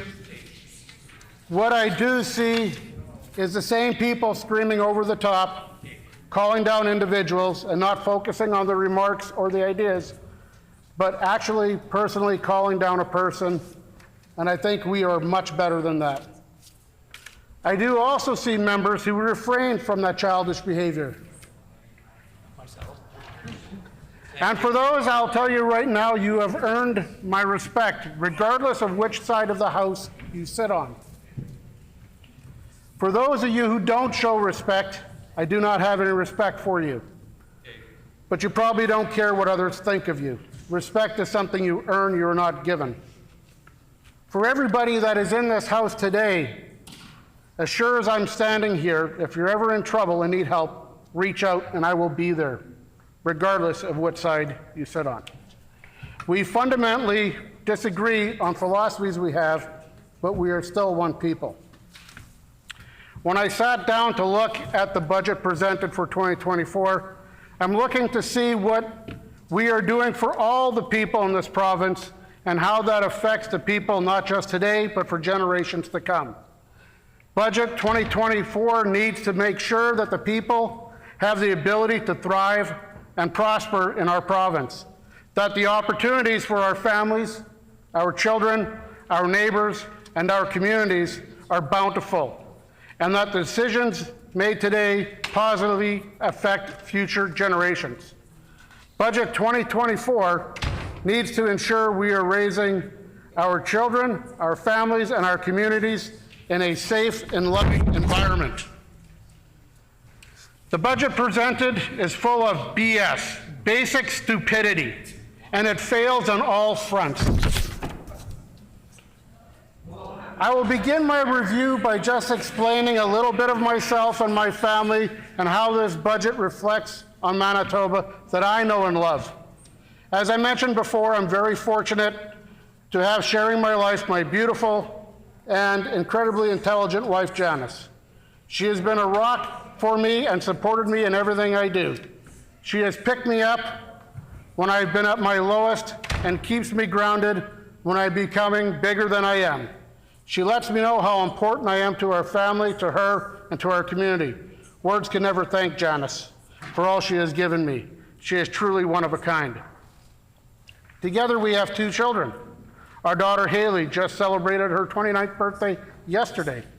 Haley, as I've mentioned before, is a tender soul, giving of herself as every opportunity presents. Haley is always championed for persons with disabilities and continues to work and advocate to better the lives of others. When she's not running a program for children with disabilities, she's using her 2 degrees as an educator to substitute teacher, typically in the Lord Selkirk School Division. And above all that, she provides respite for families that need help. Haley has taught me so much about people with disabilities and the challenges that they face. Whether those challenges are physical, emotional, mental, financial, or governmental, she has shown me that we need to do much, much more to help these families. It is looking through that lens I give Budget 2024 a big fail. Our son Harlan will be 27 this summer, and he is truly an amazing individual. He always goes out of his way to help others. He is incredibly intelligent and has picked up many trades along the way. He has surpassed my skills in several of the trades already. He currently runs our family business, Kodiak Shelter Systems, located in Selkirk, and he travels all over North America installing our industrial buildings, garages, and barns. He has the respect of his coworkers, his community, and his friends. And he has earned my respect in ways I could never explain. Both of our children make us very proud every day, and I look forward to the future and possibly even grandchildren. But when I look at their future and what Budget 2024 provides, I again give the NDP a failing grade.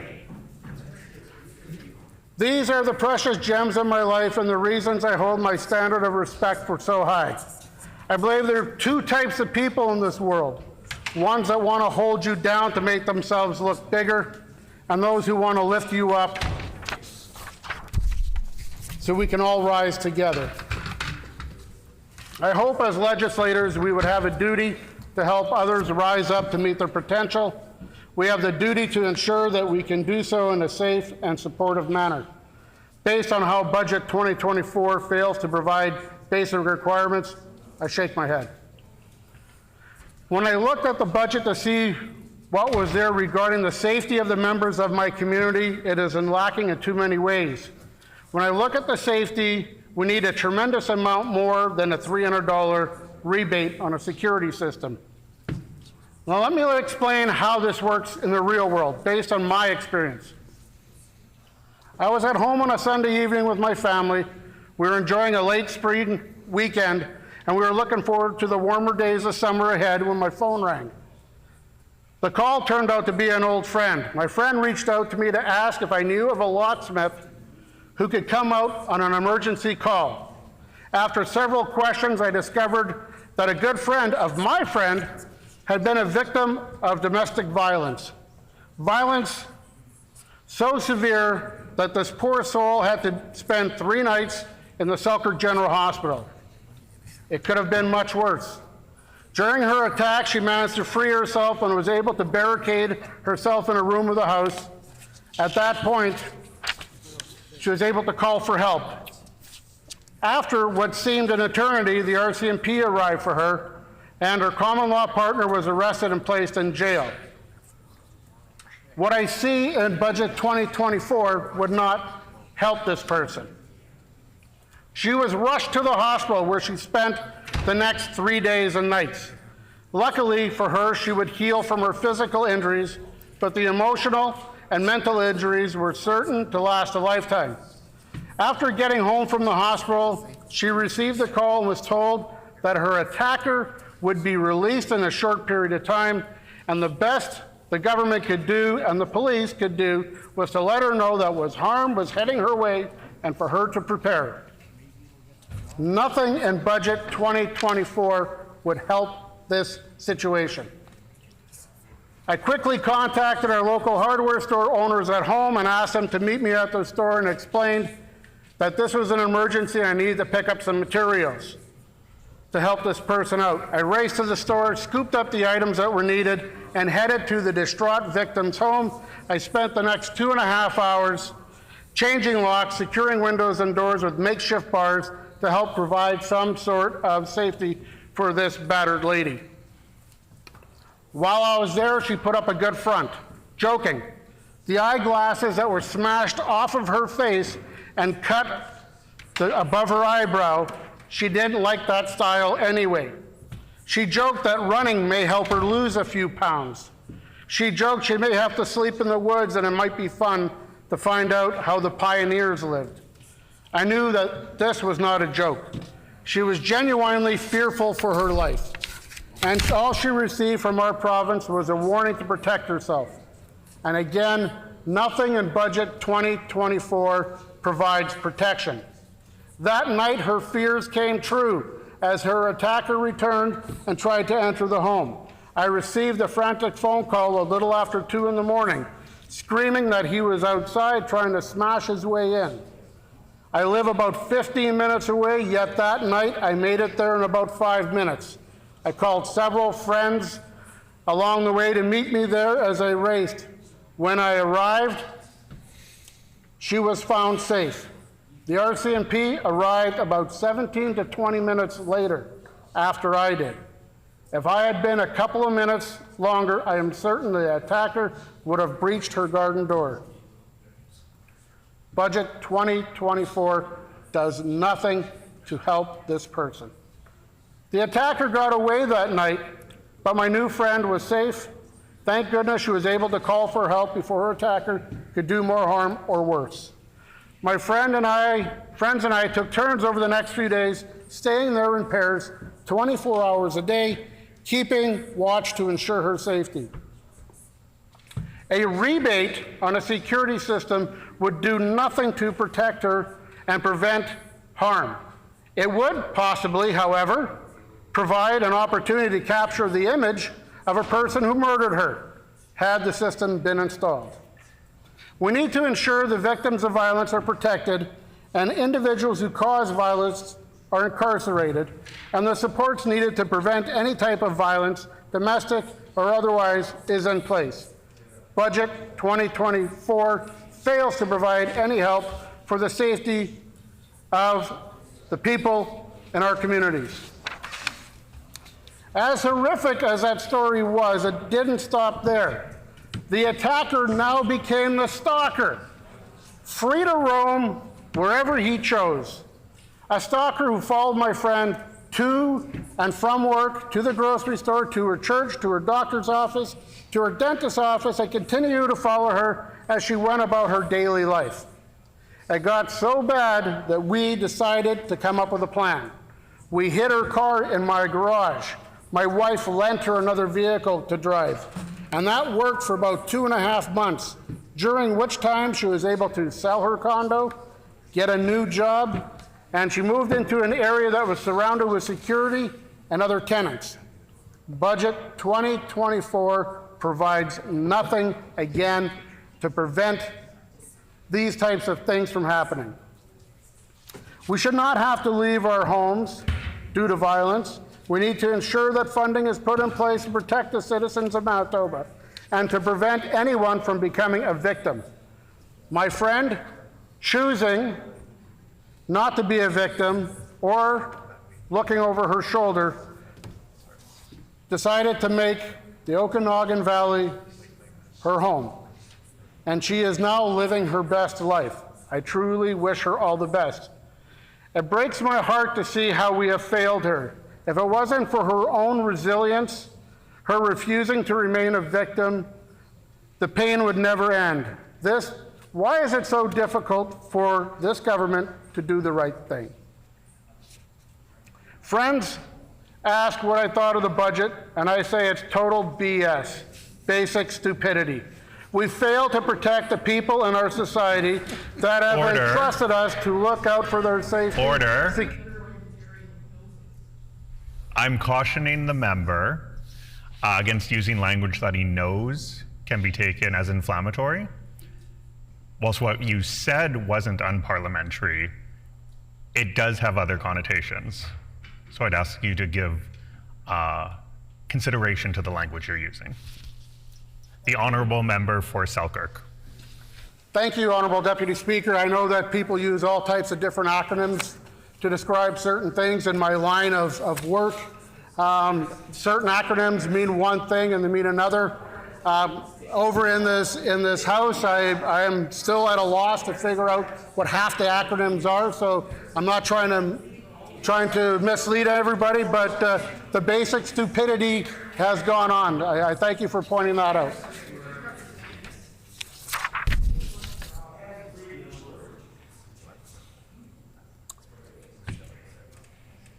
There is more basic stupidity in this budget. When it comes to education and the organizations that provide it, I do not favor one over another. All provide something extremely important to Manitobans. Yet this government, when faced with a mandate from the federal government, has chosen to prioritize one sector over another. I find it incredibly ignorant that we would force our independently funded institutions to bear the international student reduction on their backs alone.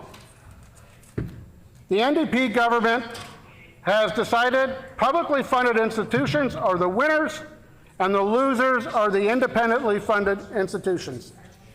Just so we all understand in this House, the publicly funded schools will see no reduction in the intake of international students. Yet the federal government has restricted the provincial intake by approximately 1,000 students. Instead of having all institutions reduce their intake of international students by 10%, what do? They're forcing the independently funded schools to lose up to 100% of their international student base. In some cases, that's a 30% reduction in their student population and up to 40% of the revenue. It doesn't take a genius to figure out 30 to 40% reduction in revenue will hurt these institutions and the bottom line. People will lose their jobs because of this government. All across the province, we have a shortage of skilled labor, and all of our schools play an extremely important role in providing training and skills that are desperately needed. Instead of advocating to the federal government on behalf of employers and international students, the NDP government has chosen to give the problem to somebody else. I'll try to make it easy to understand. We all know that if we are forced into a situation by the federal government and we don't stand up and scream, no, we don't expect it. We didn't go to the media and say, this is going to be a problem down the road. We're not going to have enough skilled tradespeople moving forward. We didn't turn to the schools and say, we need to collaboratively get together and see if we can find a resolution to this problem. What did we do? We said, you, as independent funded schools, burden all the responsibility, and we'll take care of the publicly funded schools. Budget 2024 fails again and again and again. I could go on for several days up here talking about this, and I apologize if people thought my reference to BS was anything else other than basic stupidity, but I certainly will make sure I don't make that mistake again. I appreciate being instructed on that, and I just want to thank everybody for listening who actually spent the time, and I'm in favor of our amended version of the budget. Thank you.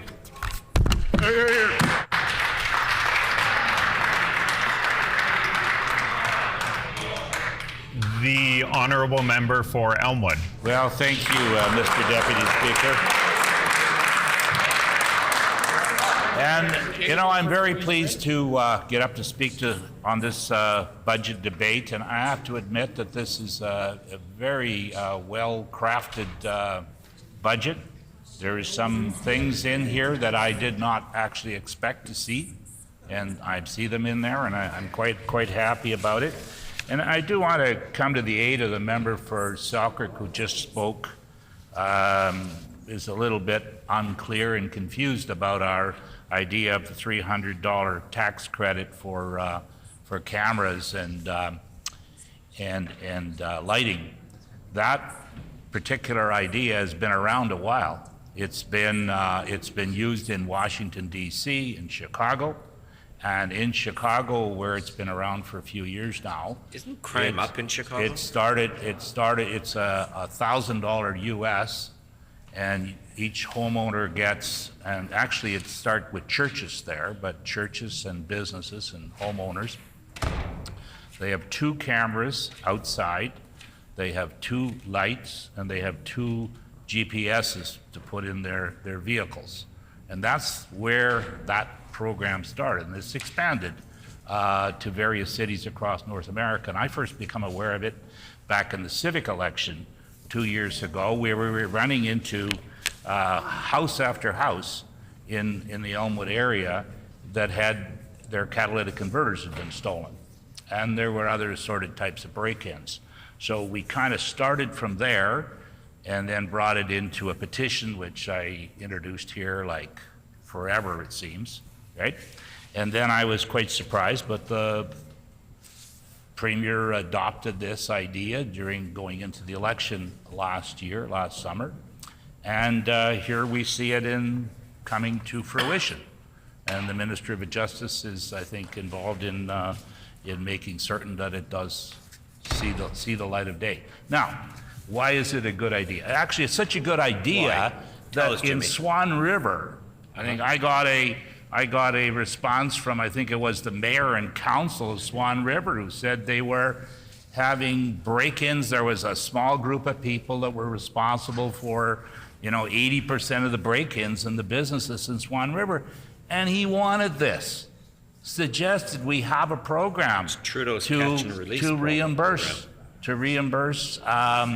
the expense of doing this. And so if he wants to argue about it and say that it's not a good idea, I invite him to get even more vocal about it, because he's going to get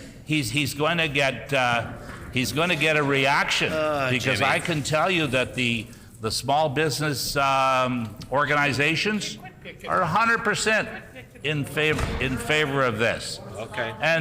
And well, he's kind of new here, so he's got to get a little more experience, I think. But each program, is different. Each program has a purpose. And if he doesn't like the program, well, just vote against the budget, which of course I think he's planning to do anyway. Personal, Jimmy. Now, I also want to, while I'm at it, just kind of reference the debt, because the Conservatives love to talk about the debt.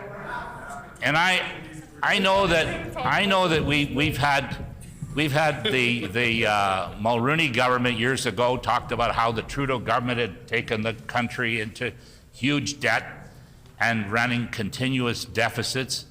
And then I saw him do the same thing. The numbers just went up and up and up. So Conservatives actually don't have a very good history of reducing any debt. They're very good at just adding to it, right? And actually federally it took Paul Martin, a Liberal, to actually cut the deficit down in size.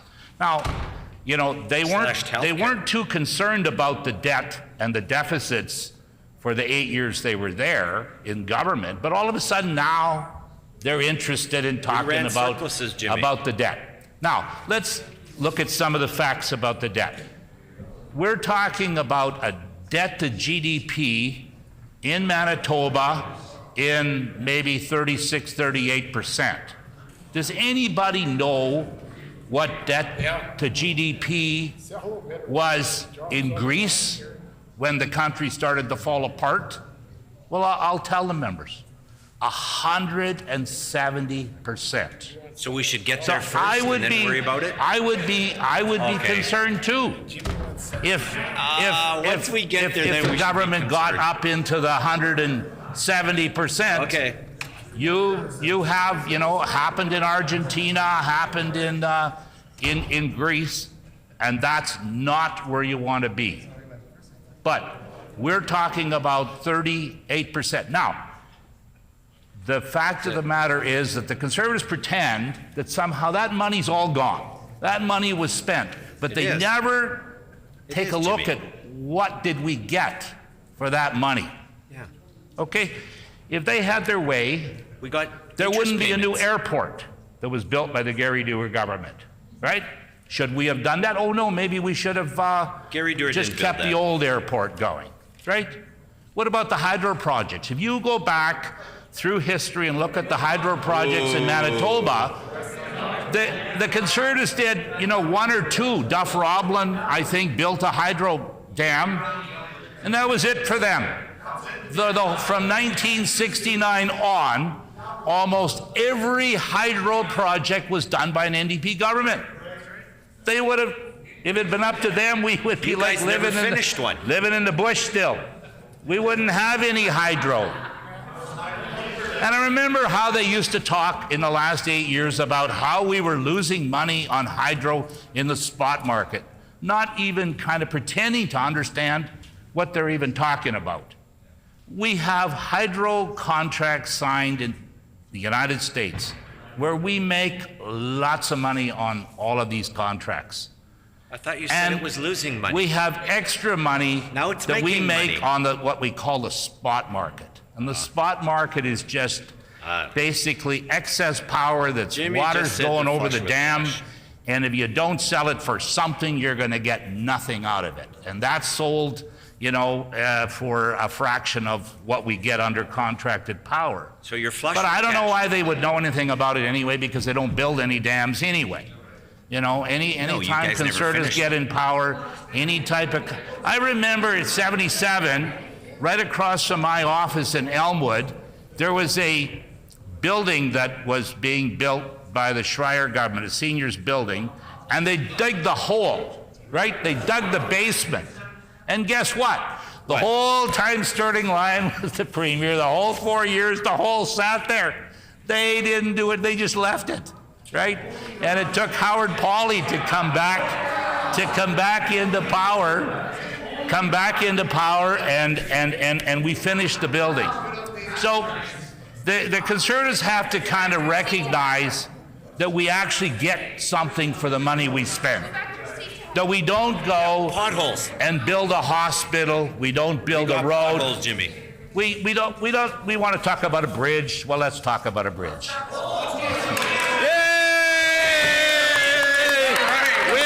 the bridge? We have a bridge that the government built in 1880 called the Louise Bridge. And they probably spent $20,000 or $100,000 on it then. Is it in the budget? Using their kind of thinking. Is it in the budget? You wouldn't build that. You wouldn't build it, yet the bridge was built, and it's still there. We're still using it 100 years later. Okay? So I think you should really take a look at what that debt has been used to buy, and I don't think that any responsible government is going to spend a whole lot of money on something that doesn't work at all. That defines you as socialists. And the fact of the matter is that sometimes the government has to spend some money to get the economy moving. Now let's take a look at some of the developments in the plug-in hybrid issue. The How's your F-150? Volkswagen, How's your big is F-150, getting a $12 billion subsidy, and there's some people on both sides of that issue, right? Some people think that should not be, that the taxpayer shouldn't be subsidizing to that level, right? But the problem we face is that, and I'm not a big fan of corporate welfare, but you just can't get Tesla away. in every Matter of pot. fact, Harry Enns is the guy, the MLA, who told me years and years ago how much he hated corporate welfare. But he said you cannot operate without it, because if you don't give the company some money to build here, they will go to Saskatchewan. They'll go across the border. And unfortunately, we're stuck with this. So we ended up putting all this money, this federal money, provincial money in Ontario, into the battery plant for Volkswagen. If we don't do it, it's going to go somewhere else. There were probably a big lineup of American cities that wanted that plant. Now, let's look at what's happening as we speak in Europe regarding the hydrogen issue. We have the Toyota Motor Company is getting a huge amount of subsidy. They're building hydrogen stations every 200 miles or 200 kilometers in Europe as we speak. Okay?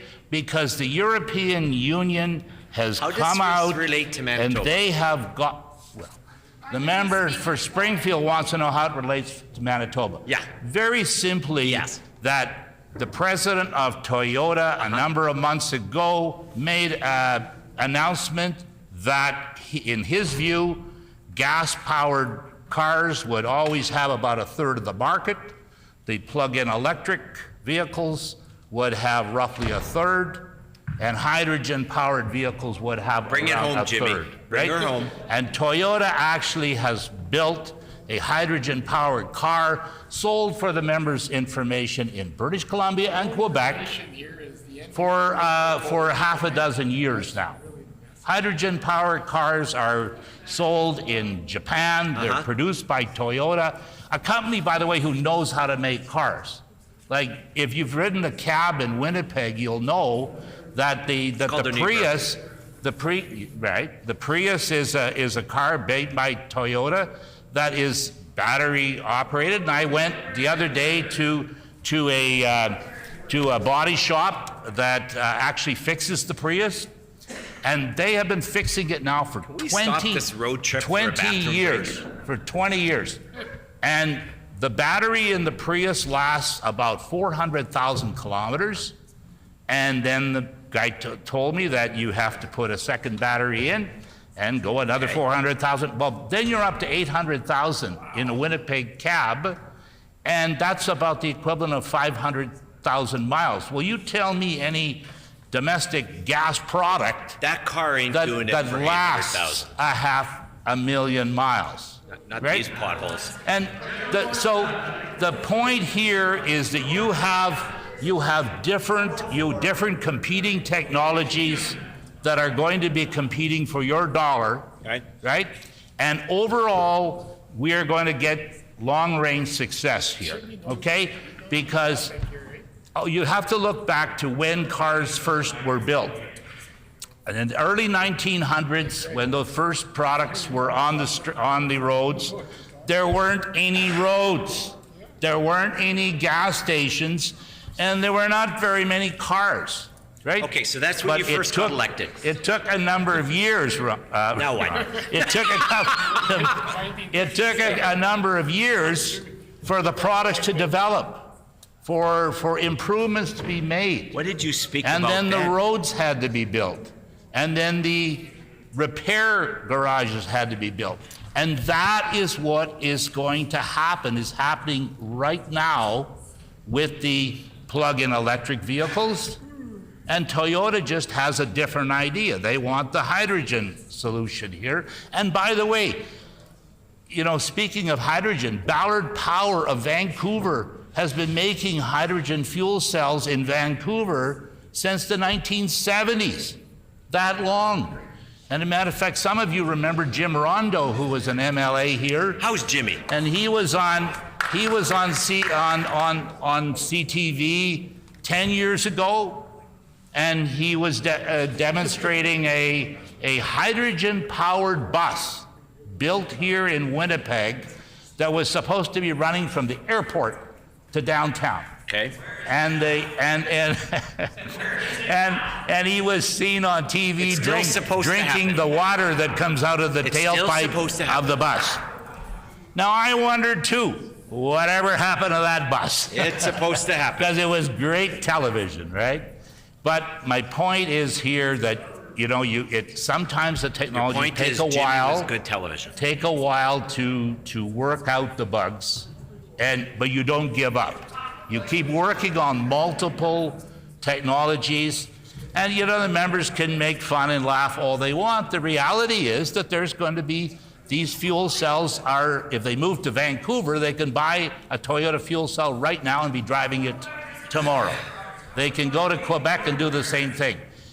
If we just hide, like the Conservatives do, if you want to hide, put your head in the ground, the reality is we won't get anywhere. We're a province of 1 million people, and that's why the government had to move incrementally to offer an incentive for some plug-in hybrids. Get a few of those on the road. Okay, get some acceptance. Is that what this was all about? And eventually we're going to have the fuel cell, right? Is that what this was all about? And by the way, for those of you who are you know, concerned, or maybe you aren't, but I know a number of you go to the Midwest Legislators Conference. We are in an election cycle right now in the United States where both parties are our enemy, who are support Buy America provisions. And we've got a bus plant right here in Manitoba, building hydrogen buses and regular buses. And you know, that company has a plant outside of Minneapolis, okay? Well, guess what? They bought another plant in Atlanta, Georgia last year. They didn't set up a secondary plant in Manitoba. No, they went right to Georgia. Why did they do that? That's our company doing this. We just gave them some money to develop more programs here. They bought a plant in Georgia so they can get around the Buy America provisions. And we are going to be in big, big trouble here if things don't work out in the fall election in the United States. And we're going to be making our little trips down to the States there to be talking to these senators again to try to get exemptions under the Buy America program, right? And I just hope that whoever's elected president is willing to listen to either one of our potential prime ministers here. But things could be looking very, very bad for us, you know, if things don't work out too well in that thing. So that is a challenge that we're all going to have to face. And conservatives at some level understand that too, because they know that in the farming business and so on that the Americans are traders, but they're also very tough to deal with on certain issues, right? So I know I could speak for a little while longer here. I know we're trying to cut down we're trying to cut down the time a little bit to give more people a chance. So with that in mind, I am actually going to honor that and let another person take some time on this. Oh, you had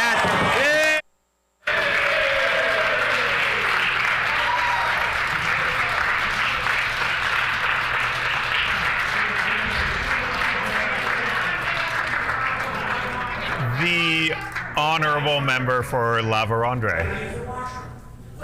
Thank you, Honourable Deputy Speaker, for the opportunity to speak. Thank you for the opportunity to speak to this 2024 provincial budget. As the member representing Verendrye, which is one of the fastest growing regions in Manitoba, I would like to put a few words on the record for items of this budget that greatly affect my constituency. Along with this responsibility, I've been serving as the opposition critic for infrastructure and liquor and lotteries, which are two very important departments of this government that have unfortunately been ignored in this budget. Infrastructure is something that is very important to my constituency, but also the rest of the province of Manitoba. What I saw in this year's budget was extremely concerning when we saw a $163 million cut in the infrastructure capital budget. This means that there will be less money for water projects, sewage spills, less money for new road construction projects, and also a 10% reduction in the highways budget right in the middle of pothole season. The importance of that investment in infrastructure has, for our province, extends far further than just maintaining the condition of our roads. Highway infrastructure is a major contributing factor to the stable growth of our economy. When industry is able to transport goods without interruption throughout our province, they are more likely to invest and more likely to see growth within their businesses and in turn the industry as a whole. We right now are in the middle of highway weight restriction season. This is the time of year where weight limitations are placed on roads that aren't built to the RTEC standards. These are roads that don't have a base or finish adequate to handle heavy loads during a spring thaw. Highway 227. During this time, Manitoba infrastructure limits the percentage of axle load that a truck can carry on that particular roadway. Some are 65%, while others may be 90%. Wow. To put this into perspective, an empty highway tractor would be overloaded on a 65% highway.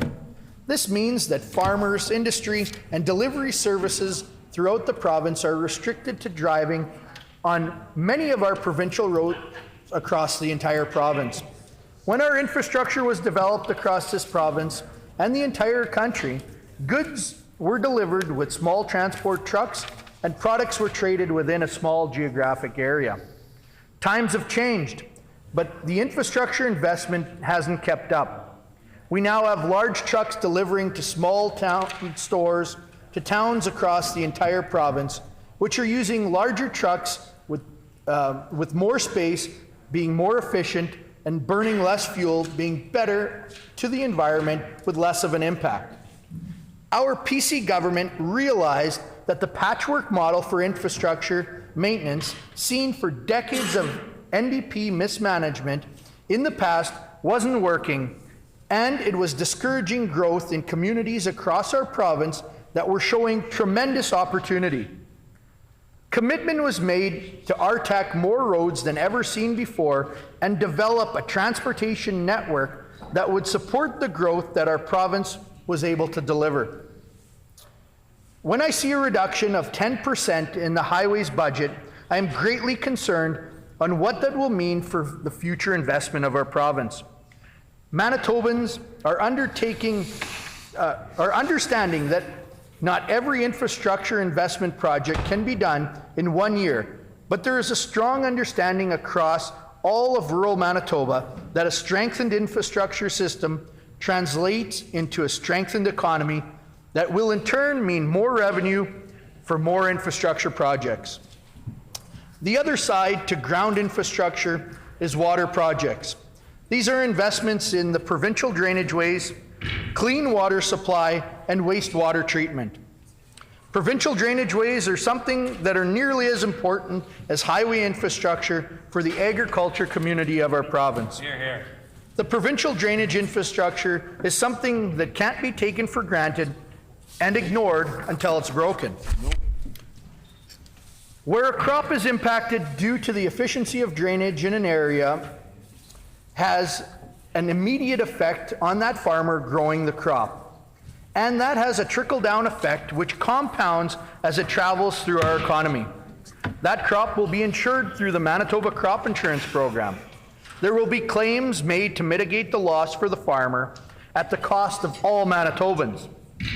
From there, we'll see less investment in our local economy, and that translates into less tax revenue for our entire province. These drains are often along highways, and therefore their neglect affects the condition of the structure of that roadway as well. The cuts to infrastructure have unfortunately continued into water and wastewater treatment spending. Specifically, we see water-related infrastructure spending is down $104 million. This is concerning for me and many other Manitobans, as we are only going to be increasingly more dependent on clean water supply to all Manitobans as a result of climate change. Along with the supply of clean water in Manitoba, we're going to only have a stronger demand on wastewater treatment within this province. As our province grows, the technologies advance,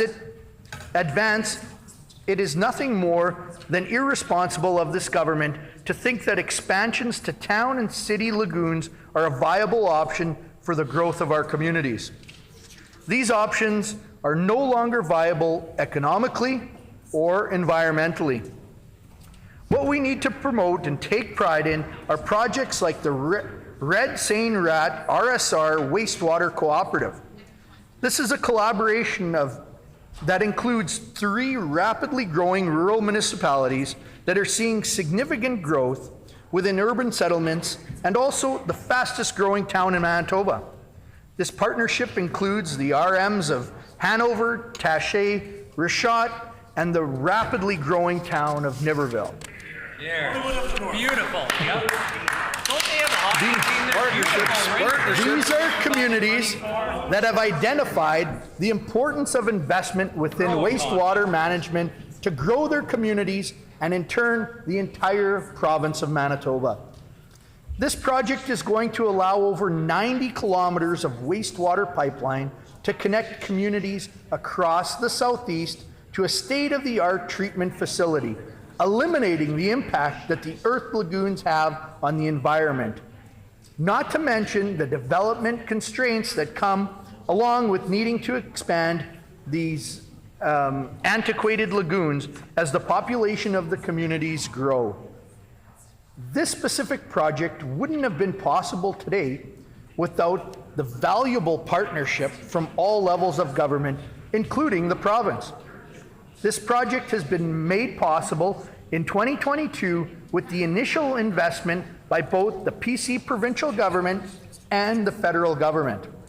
The PC government committed to more than $18 million. Right now, this project is months away from the start date, close to funding targets, but still short.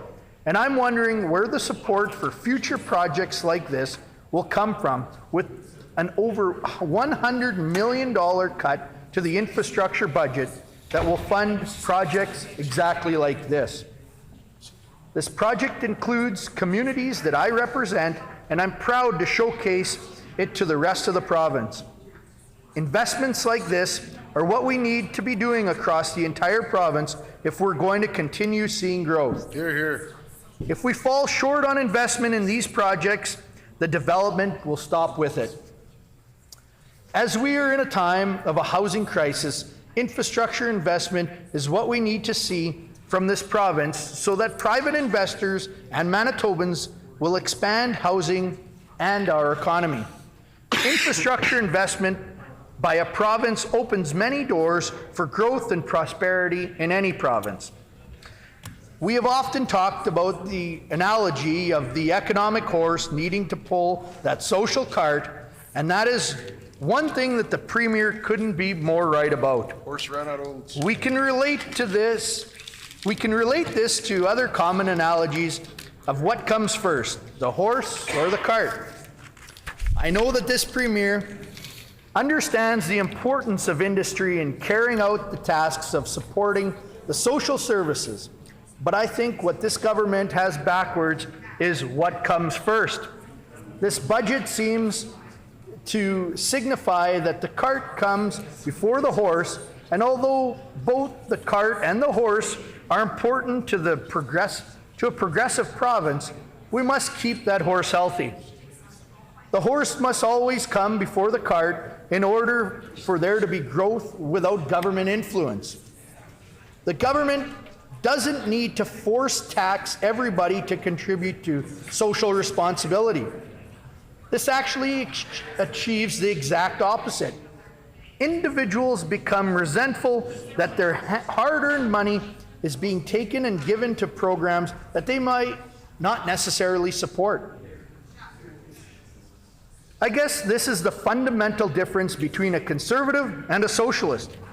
This government needs to realize that if you give Manitobans the framework to achieve the goals we need as a province, and don't dip your hands into the pockets, the social responsibility naturally follows.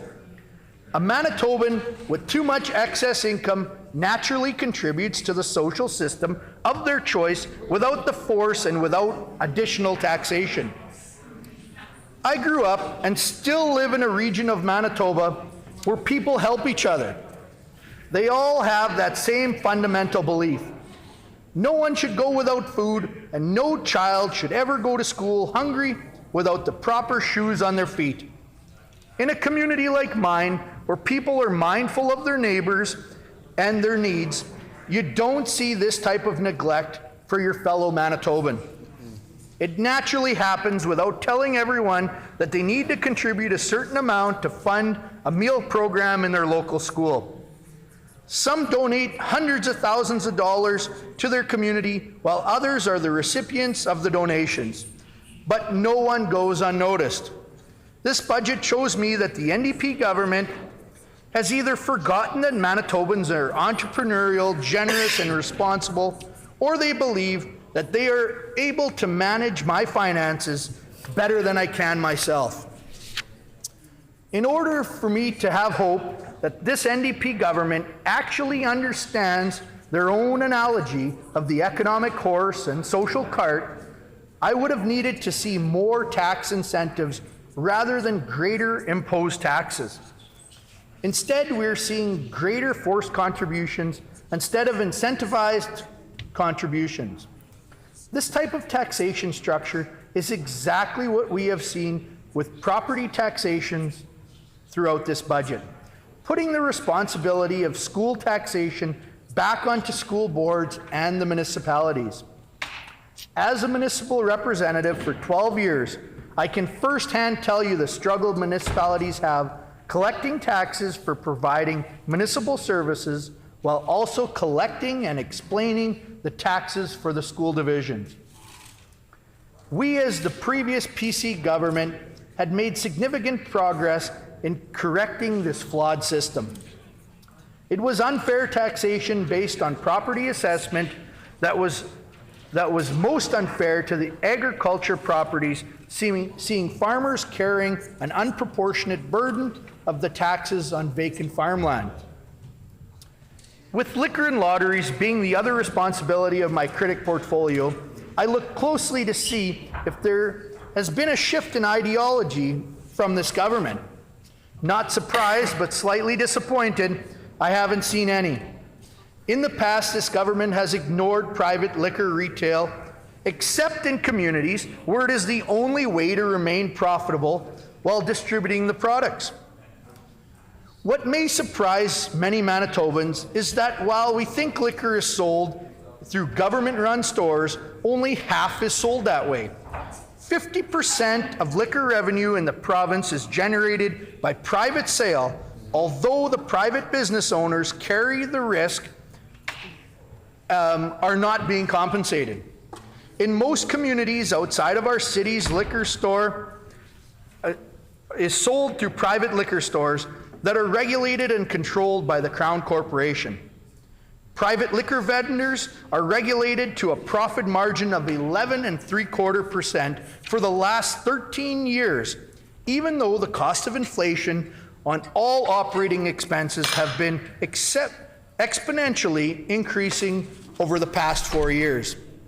We've heard from this government that union negotiated wages have needed to increase for public store employees. The minimum wage has needed to increase for everyone, and the cost of operation in general has significantly increased.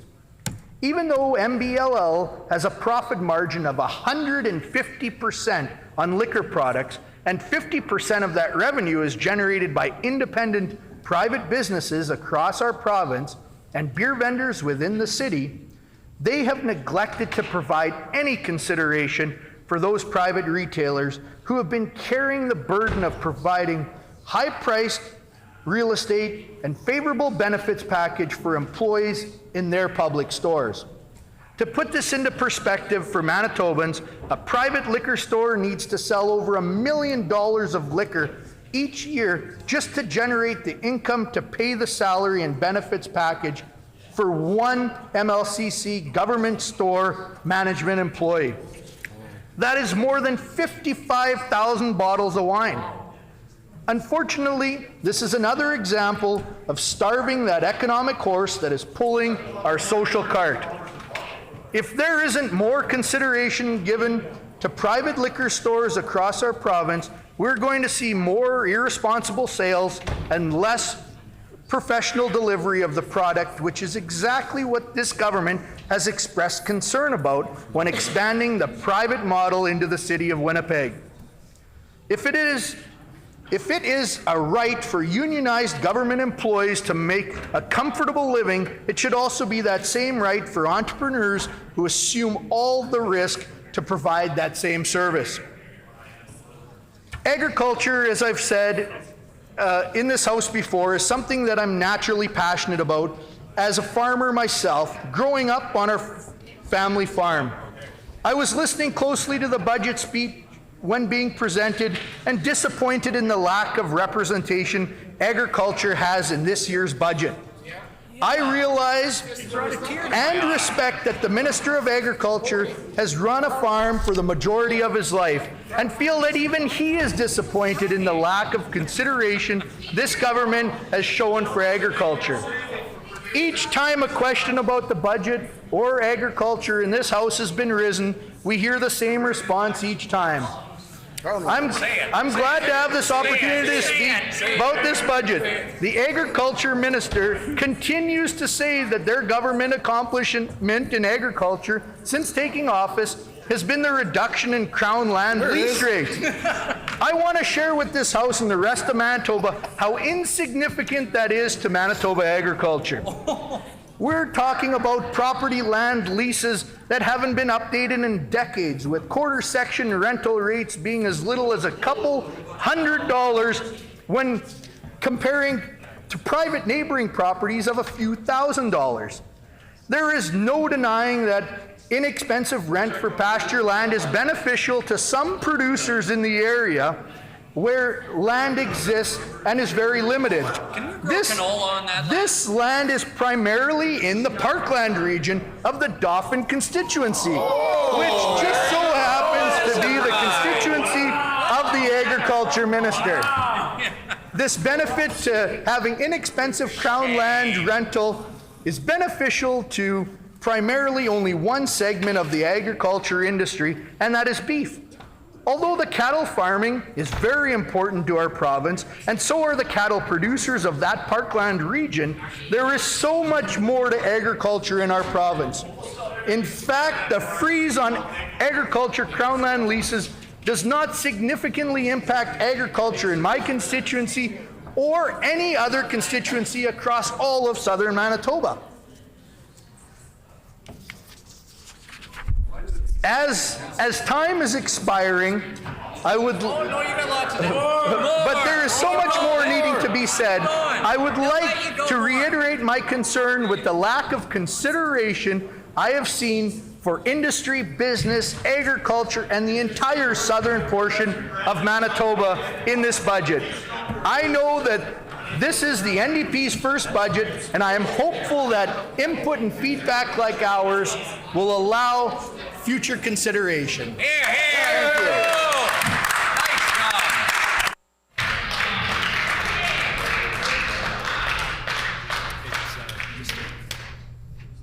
The honourable member for the Burrows.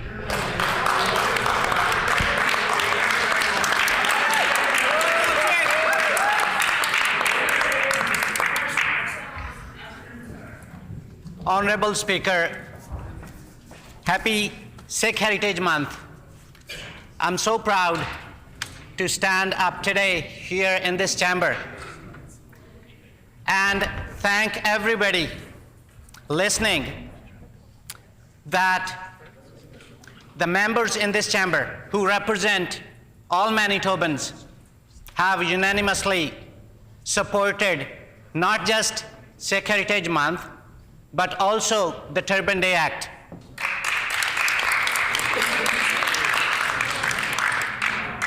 And we would be celebrating that achievement, that pride,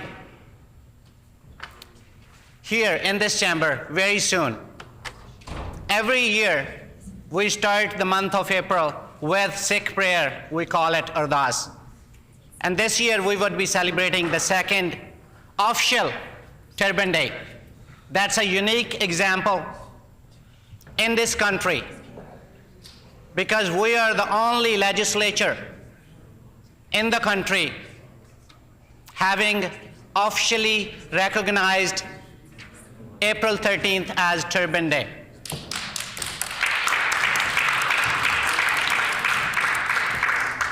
Looking forward to see everybody on April 12th in this building, which is People's Building, 1 to 3 p.m. Friday. And I'm so proud when I share with all Manitobans that we, all the 57 MLAs, proudly brought forward Black History Month. Everybody supported Black History Month Act. Not only that, we have passed a bill called Somali Heritage Week. Similarly, Ukrainian Heritage Month Act. Similarly, Filipino Heritage Month Act. And I want to say this to all ethnic communities that your contribution to the economic development of this province, to the social diversity and cultural diversity matters a lot. We are so proud of you all. And one thing that we need to understand and feel and appreciate is that whenever we talked about diversity here in this chamber, looking at the examples that I just mentioned, it brought us together. We didn't fight over whether the Turban Day Act should be passed or not. Everybody said, yes, that's one Manitoba. That's one future. Right? So that's why I like the title of our budget, One Future, One People, One Manitoba.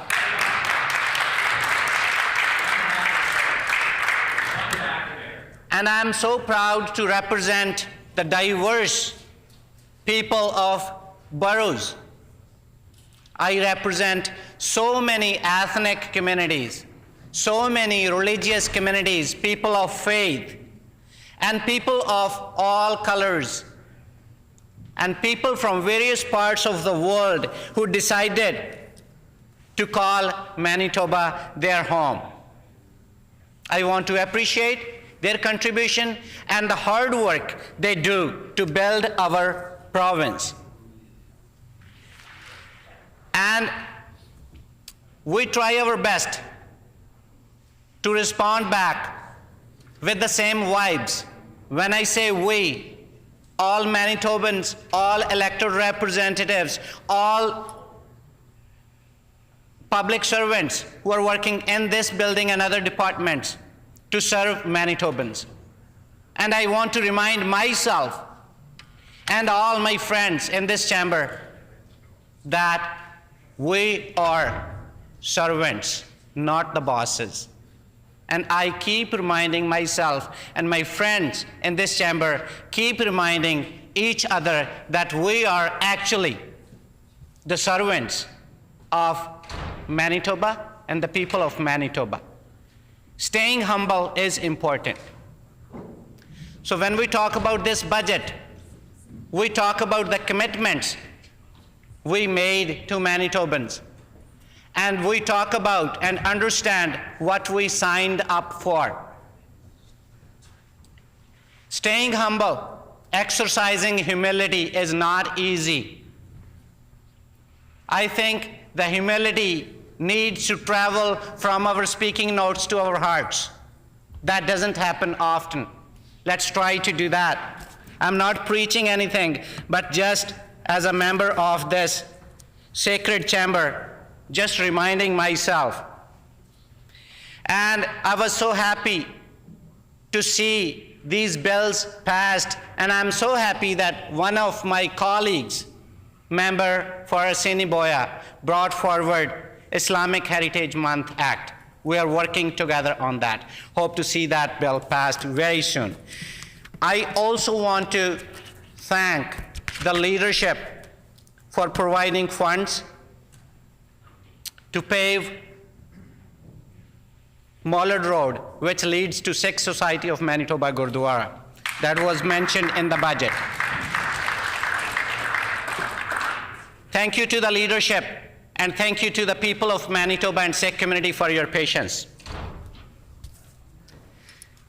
Burrows is made up of hardworking small business owners, city employees, and hardworking people who work in the field of transportation, in industry, and various other departments. So whenever I attend events in Burrows, it feels so good to attend a Filipino event with a barong. Whenever I go to a Filipino event, I wear my barong and I wear a matching turban. And I talk to my community members. Have you seen somebody wearing a turban with a barong? And 99.9999% of those say, no, for the first time today. and that brings smile on everyone's faces. This is how we respect each other. This is how we work together. There are so many things that I want to talk about. In this budget, we have tried to address so many things, and we have prioritized. And we have been appreciated by many Manitobans, and we also have been criticized. That's part of the game, for not prioritizing this and that and that and that. I want to say in response that top 5 priorities can't be 6. Top 5 priorities can't be 7. So when we talk about top 5 priorities, we talk about something that is very, very important. That does not mean that if we did not list anything, top 5 is not important. Everything is important, but we have to prioritize. We do prioritize in our daily life and in our lives. Starting with ag, we have good news for the producers. We are investing to improve agri-business risk management programs. The producers were not happy with the previous government, and that's the fact. We have raised that point here many times in this chamber, and everybody knows that some choices that the previous government made were not welcomed by the producers, especially Crown lands. There have been good things in the past. We make good choices, we make bad choices as human beings, but we have to pay for that. So the way the ag file was handled was not great. I appreciate so many members in this chamber, members opposite especially, who are still connected to agriculture, who still farm, and who know a lot about agriculture. But something that I note that members opposite, not everybody, a few of them, not intentionally maybe, but I have heard them saying that my team here, not many of us know about agriculture. I want to say this, that I have walked more soybean and canola fields in Manitoba than many of the members opposite. I've been scouting fields. So we need to recognize that too. There are so many members in this chamber, this side of the house, who have studied agriculture, who have worked in agriculture, and who have decades-long farming experience. So we need to appreciate that. Another thing that NDP did previously was long back to bring in a great program that was called IEAP, Internationally Educated Agrologists Program at University of Manitoba. That was a successful program, and it worked fine to connect the gap between the new Canadians who had ag education from outside Canada and the job market in Canada. A great percentage of those grads were absorbed in ag industry. But unfortunately, for past few years, that program was cut. We need to work together to make life better for farmers. For that, we need trained professionals, and we need to strengthen our post-secondary institutions to address that need. Very soon, we would be needing so many ag professionals to fill the potential gaps in the labor market. I have seen so many members speak about the budget. Good things, criticism, good, that's fine. But I want to say that we have good plans. There are so many issues in Manitoba, for example, poverty. We have to address poverty. And we, when I say we all, the 57 elected representatives, we need to work together, sit together, and build strategies and policies to address poverty in Manitoba. There are so many issues that are interconnected. We need to work together. We need to work with different departments, and that's what we are doing. We are on our path to progress. We are making sure that different deputy ministers, different MLAs and committees, they are working together to address these issues. And we also want to engage Manitobans. That's what we are doing. We do not believe in top-down planning approach. We want to involve Indigenous organizations, community organizations, regular Manitobans to send us feedback and suggest us how we can make things better, how we can address poverty. And there are so many things listed in the budget. How many millions for what project? I won't repeat that because that has been repeated many times in this chamber. I want to just discuss and emphasize the direction we are heading to. The direction we are headed to is the way to progress, way to prosperity. And we want to make sure that we respect healthcare workers, we respect teachers, we respect early childhood educators, we respect MPI workers, we respect union workers, and those who are working in private businesses. Under the watch of previous government, we have seen people on the picket line. We tried our best after assuming office to address the issues, and everybody knows that we were successful because of good leadership. We have such a diverse team. We have our education minister having spent decades in education. So the best leader we could have, we have that. We have ag minister having spent whole his life in farming and rural leadership. We have our health minister knowing a lot about healthcare and having spent their early life in healthcare sector. So we are trying our best, and we have built a good team to address the issue we are facing. But previously, we have seen disrespect for these wonderful professionals in various departments from the leadership we used to have.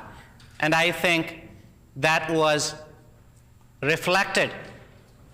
The people being not happy, being unwelcoming to that disrespect is clearly reflected in the results of the election. Chronic homelessness, that's a big problem in Manitoba, and we are making sure to invest enough in this department and repair Manitoba housing and build new social housing and maybe offer some incentives for the builders to build homes for Manitobans. And the work has already started, and this budget focuses on that as well. Anybody can just flip the pages, go to the link, and see the announcements we did, the commitments we did, and I think that we would get there soon. Real $10 per day childcare. Real, bold and underlined, real.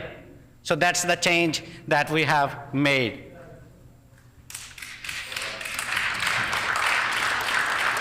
When we talk about kids going to school hungry, we have discussed that issue many times.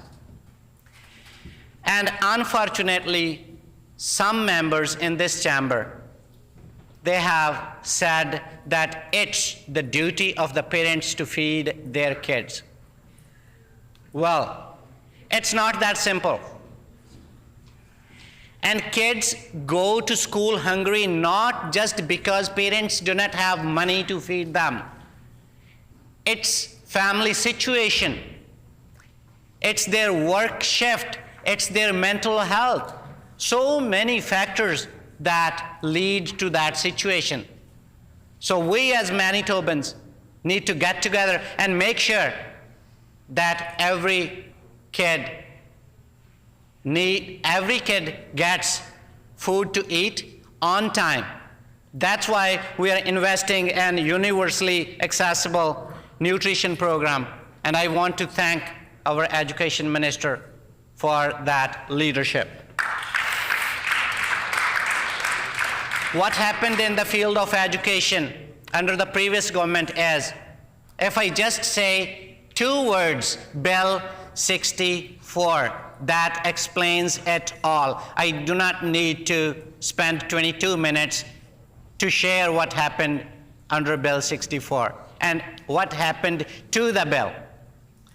So I would request everybody to Google Bill 64. You would know a lot about how education file was handled under the PC's watch.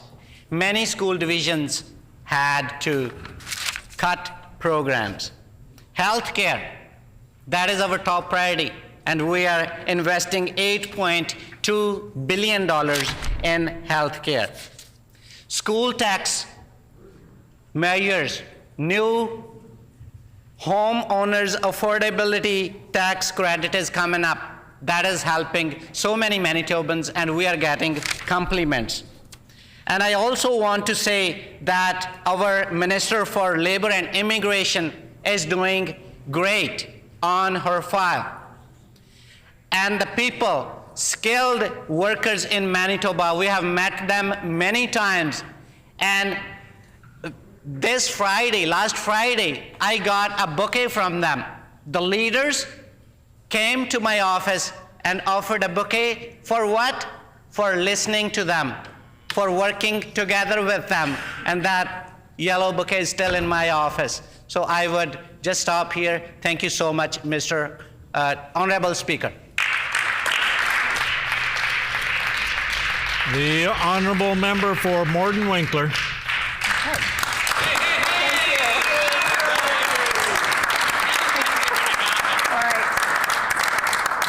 Thank you, Honourable Speaker. First, I just want to add, before I start my speech, just how privileged I feel to be able to stand up and discuss the things that are important to me and to my constituents and to my province. And I'm very honored to be able to stand up and just share what I believe in and what I think is important. So thank you. Awesome. Manitoba is positioned in the heart of North America, making it the key part of the mid-central main continental trade corridor, connecting Canada to the central North American market of 100 million people.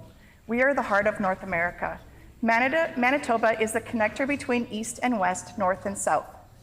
With 650,000 square kilometers, Manitoba covers a vast area. 1/6 of the province surface is covered by more than 100,000 lakes, including Lake Winnipeg, the 5th largest freshwater lake in Canada.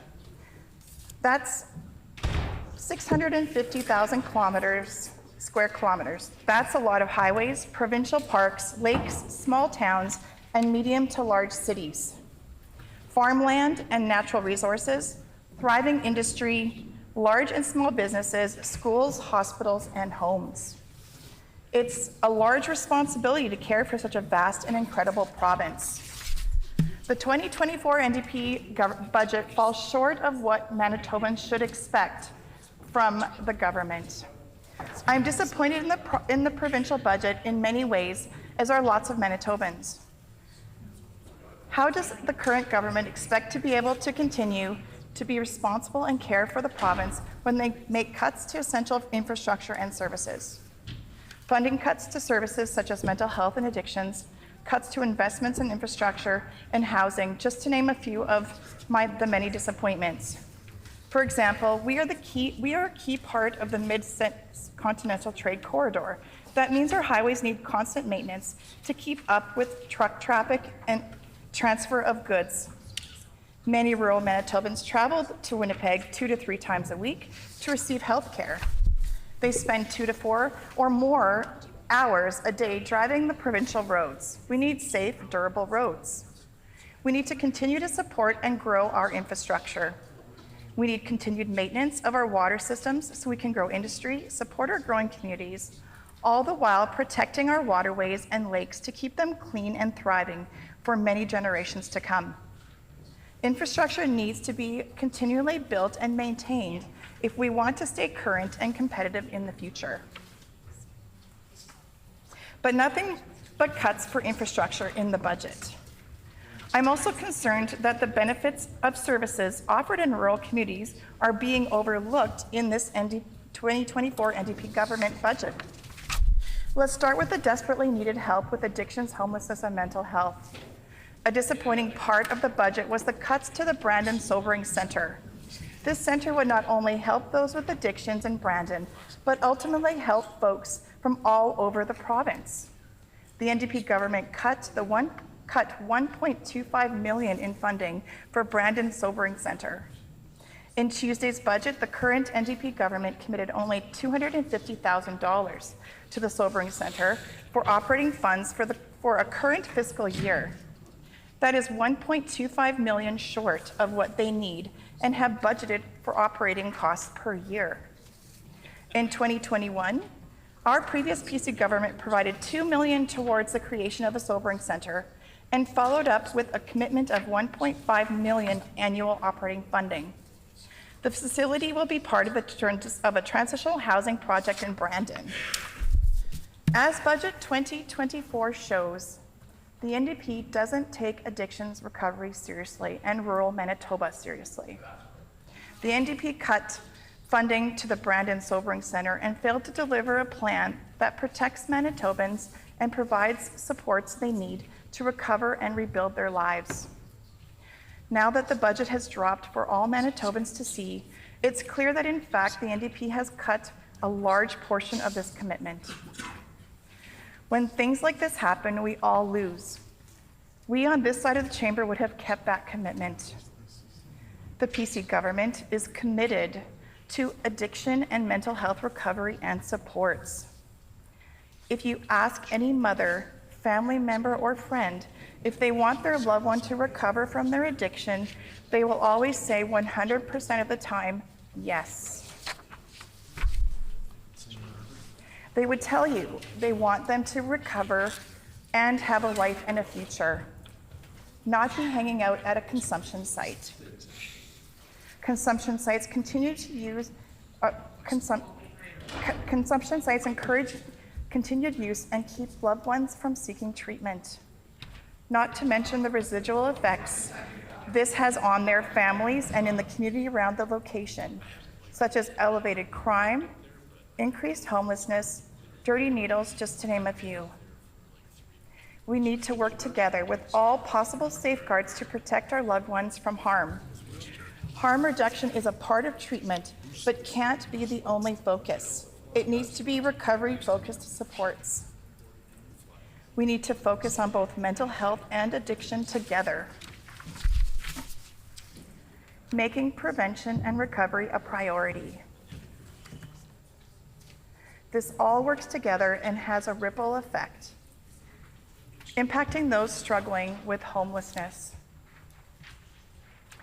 Recovery with built-in strategies, such as a goal to achieve a rewarding employment, a home to live in with those who you love around you, as well as continued mental health supports, are a big part of successful recovery.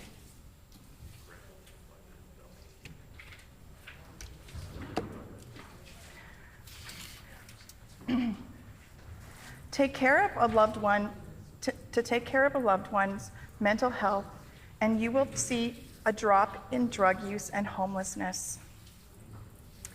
You can't treat one without the other, with the others also being treated. They all go hand in hand. Many are turning to drugs and alcohol because of their own mental health struggles. This is why we need to include mental health and drug addiction treatments together as wraparound services, such as the Brandon Sobering Center, which also includes transitional housing. We, the PC government, committed to having a licensing standard for addiction and mental health services in the province to ensure that treatments and supports are being done properly and to protect frontline workers and those who are using the addiction services. But the NDP voted against this. Why? This to me is shameful. Are those struggling with mental health and addiction not worth the effort of ensuring that they are properly treated and cared for? Instead, anyone can do what they want, however they want, in regard to treatment. I can't imagine a hospital being run that way, but yet no standard licensing and protocols for addiction services in Manitoba. And again, no funding for that in the budget. Not a word of regulating who can provide harm reduction and recovery to ensure consistency of services, even cuts were made to the centralized staff that ensure we have a whole of government and whole of province approach. But they have $2 million to spend on talking about where they hope to eventually place a drug consumption site. Nothing for new RAM clinics, nothing for expanded RAM beds. In fact, in 129 pages of the budget, RAM clinics aren't even mentioned once. Nothing for random access to addiction medicine in the budget. Homelessness is also linked to addictions and poor mental health. There is not enough being done in the budget for housing and homelessness. Both inside Winnipeg and in rural Manitoba, I'm disappointed that Manitobans and Manitobas are disappointed. Let's talk about social and transitional housing. We are a huge province, and important, desperately needed projects in rural areas as well as Winnipeg are being turned down. There's so much need across our province, and yet I come from a community that is struggling to find places for people to live. Southern Manitoba is the economic hub of the province. We generate a large part of the economy here in Manitoba. We need to continue to grow our infrastructure and housing in order to support the continued growth. There's homelessness everywhere. There's open and hidden homelessness in rural Manitoba and across the province, including Brandon, Portage-la-Prairie, and Dauphin. There are 90 social housing units in our community with over 200 people on a waiting list for just one of those houses in Winkler. There are over 1,500 people on a waiting list at the local community center for housing. Those are just the ones that put their name on the list. It's estimated that there are over 3,000 people looking for housing in the city of Winkler. There are many people, including new immigrants that are new to Canada, that are living in hotels. There are houses with 8 to 10 adults living together. Homes with 2 to 3 families sharing 2 to 3 bedroom apartments because there's no place for them to live. And we hear from the current government, and this is what they got in a phone call from the current government. I'm sorry, you guys just don't need it bad enough. Again, it's just not in the budget. I'm talking to those on housing initiatives and organizations in Manitoba who say they will do all the work, but just can't do it all on their own. They need help. There's just no funding and no support. I'm talking to shelters both in Winnipeg and outside in rural Manitoba. Dauphin has a fully functioning social housing and community center. They are no longer able to manage the housing units and are looking for help from this current government and still no word from the minister. I want to know why she has not replied to their email. If they have to close, that's 85 housing units. Where will those families go? What is this housing minister doing? Teen Challenge has a large brick building in downtown Winnipeg and a plan to build large recovery and transitional housing center, but yet no support in this budget. the Genesis House Women's Shelter specifically is in need of desperate transitional housing. They have a transitional housing project ready to go, and they have done all the work, have an amazing support network in the community. It's shovel ready, but nothing for them in the budget. Women's shelters across Manitoba are full every night and turning women and their children away because there's no room for them. Many women from across Manitoba that come to the shelter, women that from every corner and walk of life, including Indigenous women. Having the new transitional housing opens up those rooms in the crisis shelter. It changes things for women who need to get out of an abusive relationship and a home filled with domestic violence. For example, the tragedy that happened in Carmen that took the life of a mother and her 3 children and her 17-year-old niece. I attended the vigil in Carmen at the site of the family home, and it broke my heart. We don't know the tragic events that unfolded, but as I stood there, I thought, if only she would have gotten out. We need to do more. Having the availability of these shelters and homes could be the difference between life or death. If she would have packed up her family and gone to a shelter, and there was room for her, would they still be here today? These are all questions we ask. Why will this minister not start looking at the big picture? I am dedicated to continuing to advocate for shelters, transitional and social housing. We need to make sure this never happens again. Let's put women and children in the budget. Let's provide transitional housing so the shelter and bed has beds open for women and their children and no one has to get turned away. There are housing organizations that are willing to put the work in, that are willing to take charge to manage them. This is nothing but a win-win situation for the province. Can this current NDP government please start looking past their own friends and start engaging those around them that have solutions to difficult problems Manitobans are facing? If you have a refugee family coming to rural Manitoba community, they can't find housing or supports that they need, they will go to Winnipeg, which puts a strain on the housing in Winnipeg. Winnipeg is also struggling to find affordable housing for those who need it. We need to do more. There needs to be more done to house and our homeless in Winnipeg.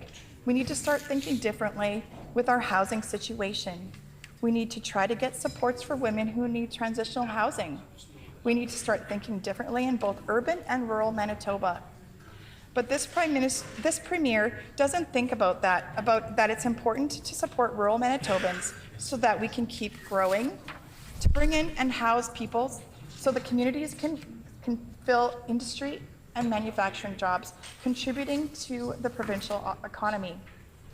Continuing to support all of the incredible industries and businesses that have started here.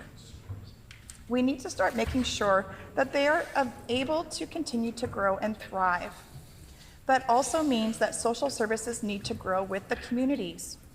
Another disappointment in the budget is lack of mental health dollars.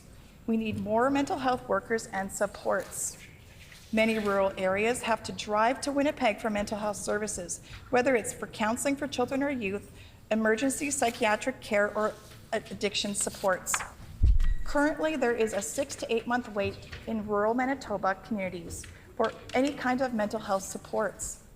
This is not acceptable. We need to do better.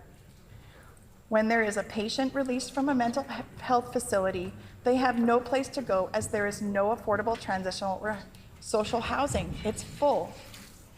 They then stay in the facility as long as possible, costing high healthcare dollars and taking up valuable treatment beds. They are eventually out on their own on the streets without supportive environment around them. This is setting them up for failure and relapse. All mental health illnesses are treatable, but we need more supports to continue on a trajectory of success. Why don't we have more? We need to do more with the supports in rural areas as well as Winnipeg. I'm disappointed with the 2024 NDP budget and will be keeping the government accountable for the decisions they make. I will continue to advocate for Manitobans and for rural Manitobans. I want to see some tangible investments in social and transitional housing in rural communities. I want to see investments in mental health and addiction supports in Winnipeg and rural communities. I want to see more aggressive investments in housing for our homeless. We all need our government to focus on Manitobans, no matter where they live, You should not be penalized for living in a small town or large city. Thank you.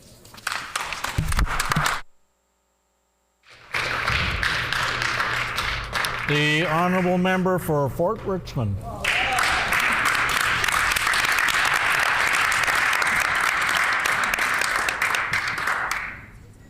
Honourable Speaker, I'm excited to rise today to talk about all of the incredible steps that our government has taken to ensure that this new budget works for all of the people of Manitoba.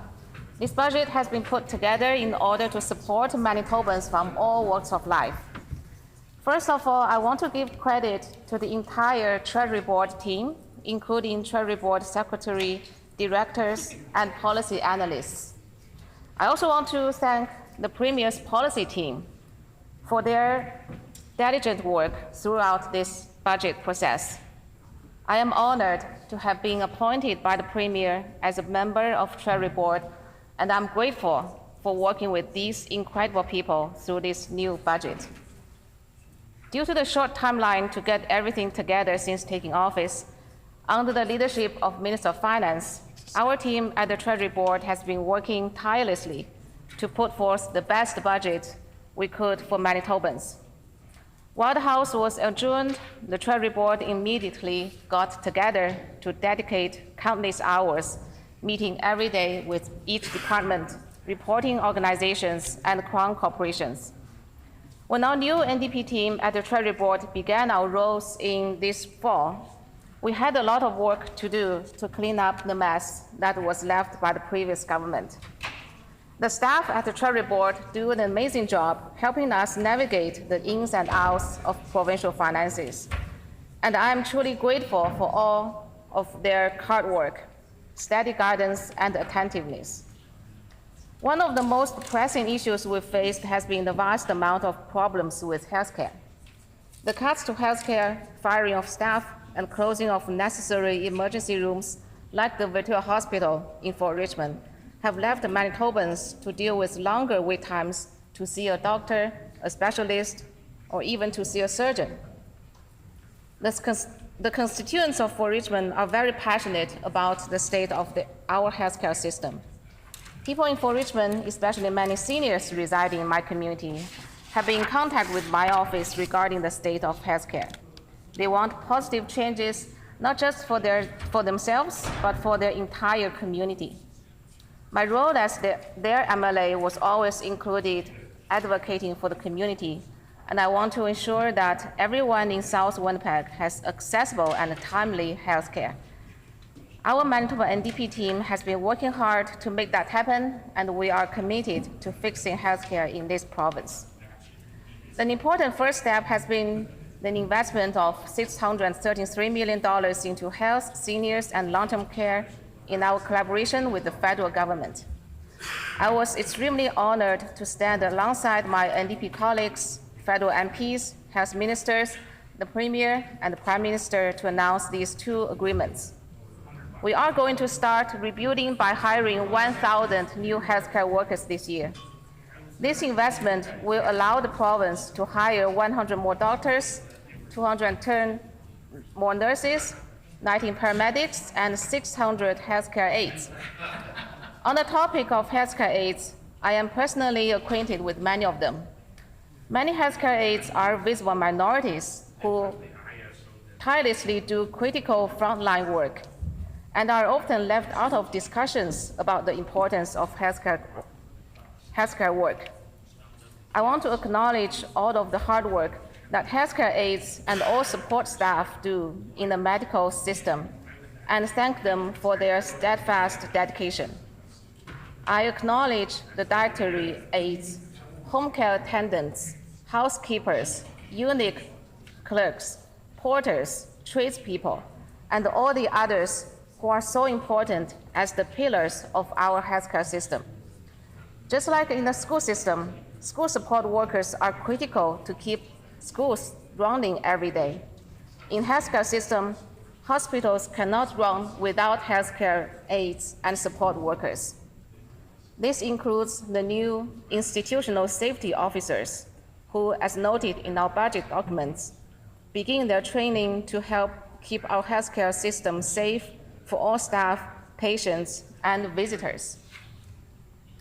I recently hosted a listening tour with the Premier, the Minister of Health, and a member for Waverley at the Victoria Hospital.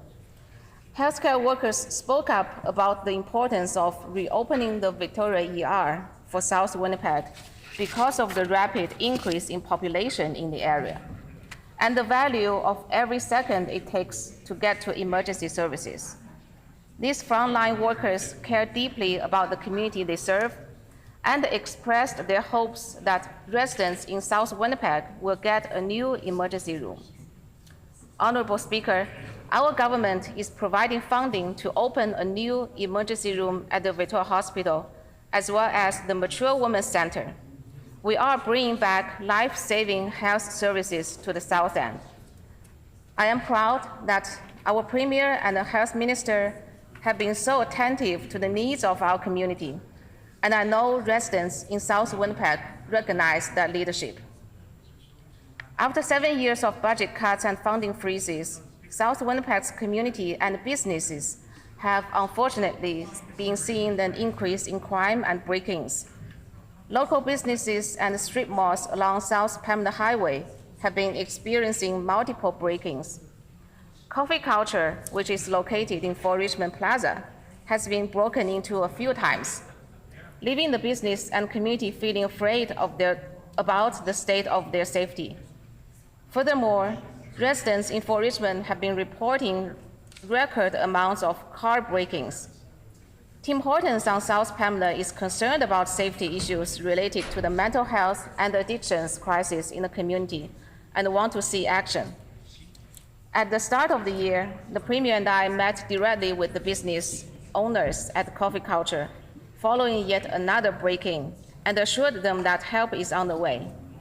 I want to acknowledge the Premier once again for being the kind of leader who hears a problem in the community and makes the time to meet one-on-one with people who are looking for support.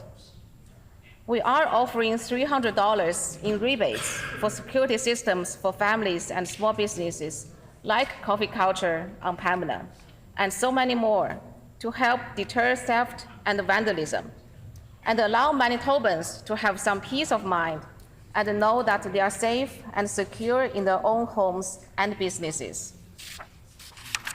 According to City of Winnipeg statistics, South Pembina and Old Fort Richmond in particular is designated to be a high poverty neighborhood. These are also concentrated areas of poverty along Pembina from Chevier to the perimeter. Our community has many renters, including students and seniors, and these folks are struggling to make ends meet. Our NDP government will be increasing financial support for low-income renters in Manitoba to ease the burden of rent and allow them to save up and grow their finances. Our government is offering a $1,500 homeowners affordability tax credit and an increased $575 renters tax credit and up to $328 seniors top-up. Our government has also committed to putting $116 million towards funding to build and maintain social and affordable housing. I am hearing from my constituents every day about their support for affordable housing, and I am happy to announce that our government is listening to their demands and providing more funding for social programs to help all of the people who live in Manitoba. The people of Fort Richmond love their neighbors. Our streets and schools are diverse, not only in ethnic diversity, but also economic diversity. Residents in Fort Richmond live in large homes, small bungalows, apartments, Manitoba housing. Our community looks out for one another, and the neighbors want to ensure that everyone is granted equal access to affordable housing under our new budget. Homelessness is a huge issue in our city, and my South Winnipeg community is very passionate about affordable housing and working to help end the homelessness crisis. Like all communities in Manitoba, we don't want to see anyone left behind. The people of Fort Richmond are passionate about protecting the beautiful planet that they reside on and ensuring that the amazing city of Winnipeg that they love is more environmentally friendly. I've heard from several constituents who have felt more incentivized to switch to electric vehicles because of the rebate program that our government is offering to electric vehicle owners. The $4,000 rebate on new electric vehicles and $2,500 rebate for used ones will make more Manitobans feel confident with their decisions to switch to electric. We all also take the education of our children seriously. The Fort Richmond community houses an incredible amount of families with young children, and I've often heard from constituents their worries about childcare and rising costs associated with extracurricular education and childcare costs. As a former school trustee and a parent with 2 children attending the Pamela Trail School Division, quality education is close to my heart. A large part of my work has been around supporting students, families, and educators. Our children are our future, and that's why we're keeping our commitment to create the first universal school nutrition program in Canada. So there's food in every school for every kid who needs it, starting this fall. As I mentioned earlier, our communities in the South End experience a wide range of economic diversity. I know parents will be pleased to know that their child or their children's friends will be getting the support they need in class. On the note of education, the Fort Richmond community also has a high density of post-secondary students who attend the University of Manitoba, which is situated in Fort Richmond. Our government is increasing financial aid for post-secondary students so that they may focus on their degrees and education instead of constantly worrying about how they will be able to afford their tuition. Honorable Speaker, our budget is a good one that focuses on the needs of all Manitobans. As an appointee to the Treasury Board, it is of the utmost importance to me that our communities feel and see that their tax money is going back into helping them and providing them with the necessary public services that they can count on. Honorable Speaker, I'm known to be the type of person who believes strongly in accountability and fiscal prudence. And I know Manitobans expect that of their elected officials from all parties. Manitobans work hard to provide for their families and give back to their communities. They deserve a government that works just as hard to deliver the programming and services we all rely on. We have put this budget together to ensure that Manitobans start to actually see more positive results after the last 7 years of disappointment, rising costs, and cuts to the services they rely on. Though our 2024 budget has just been presented, all of us at the Treasury Board will continue to meet throughout the year to make sure that our priorities as a government are met and to ensure that we continue to work diligently to serve the people of Manitoba. Thank you, Honorable Speaker.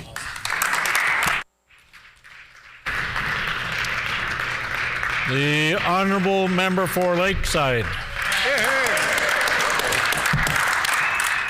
Thank you, Honourable Speaker, and thank you to my colleagues for the warm welcome with my speech here against the 2024 budget. It gives me great pleasure to rise in the House today, Honourable Speaker, to debate the budget and talk about things that are going on in my constituency that we're concerned about, that this budget really won't be helping, and of course in my critical role for municipal and northern relations. So I know Manitobans are quite concerned about the rising costs of living with the crisis that we're seeing now, and we're not going to see a lot of relief in Tuesday's budget. With the debt servicing now consuming 10 cents on every dollar, I can only imagine the high cost it's going to be to servicing that debt. Very concerning to myself and of course many Manitobans.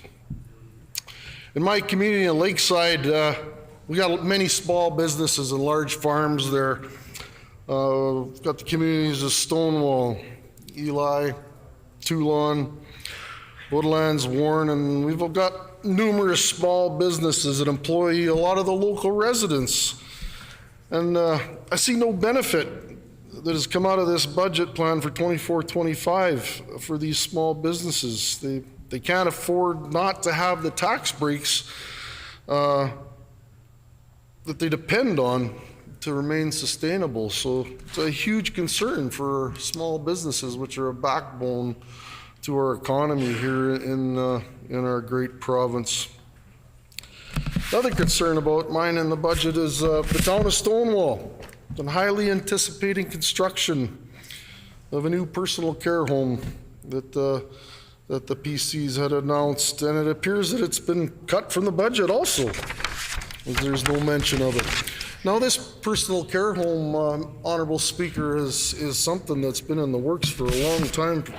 With a number of our communities on Lakeside, a number of municipalities have gotten together and been fundraising for this care home for our seniors. There's the municipality of Woodlands, the municipality of Rockwood, the town of Stonewall. St. Laurent is involved in it. All these municipalities got together regionally to work to get hard to get a personal care home for their community, and all of a sudden there it was. We see it's been cut by the NDP government.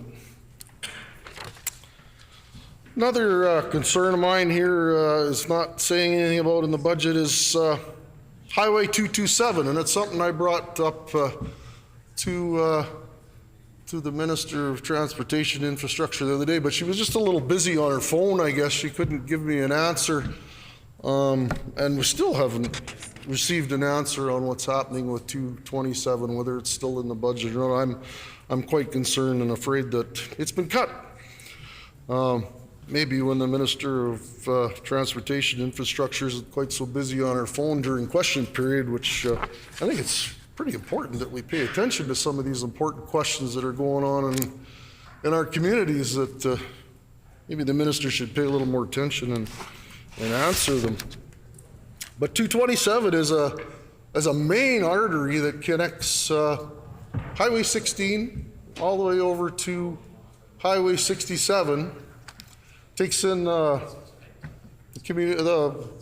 constituencies of Portage and Lakeside. So my colleague from Portage La Prairie is quite familiar with this as well, and something our residents have been very excited about. All Manitobans have been excited about because of the route, the corridor that it would create from all the way to Highway 16 all the way to Beausejour and beyond in eastern Manitoba.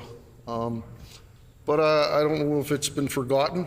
Sure, I hope we get to hear something about it, and it hasn't been cut. But with the amount of dollars, the $164 million that have been cut, I'm really scared that it's not going to happen. But a major route that would bolster the economy here in our province from west to east and east to west. Another concern of mine in my community of Lakeside is the Woodlands Child Care expansion project was announced recently in the last year. That was budgeted for. We thought this is a daycare in Woodlands that was is attached to our school in Woodlands, and it takes infants and children, preschool age children, and they've been raising money to do an expansion and go to Warren School and have an extra daycare space there. We're sitting at 200 people waiting for 200 children waiting for daycare in this community, and certainly something that's important to have, and we don't want to see that cut from the budget, which we're quite concerned that it is. Imagine 200 people on our waiting list in Woodlands and Warren. Such an important thing that we need there, so our moms and dads can go to work and raise their families as it gets harder to survive in this this world to raise our families.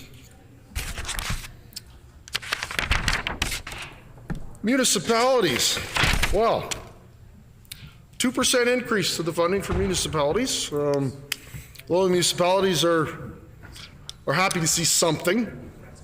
2% is well below, is well below the rate of inflation.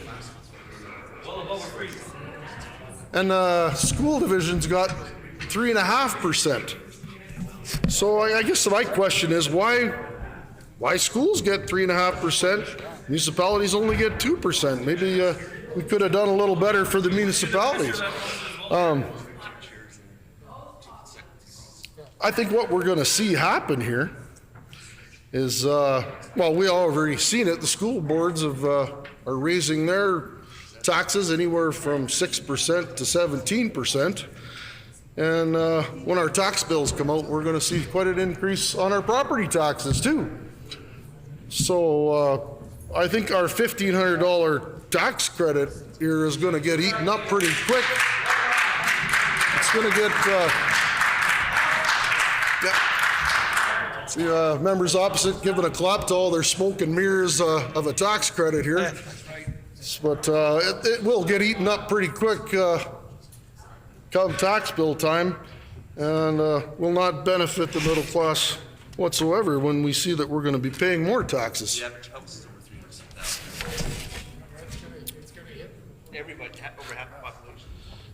So why aren't municipalities getting the same as the school divisions, I guess is my question. I know our PC party committed a long-term escalating funding to them, and NDP are saying that they will work with them on it, and we're definitely going to hold you to that. For example, Portage, the city of Portage, only extra $40,000 for their operating loan.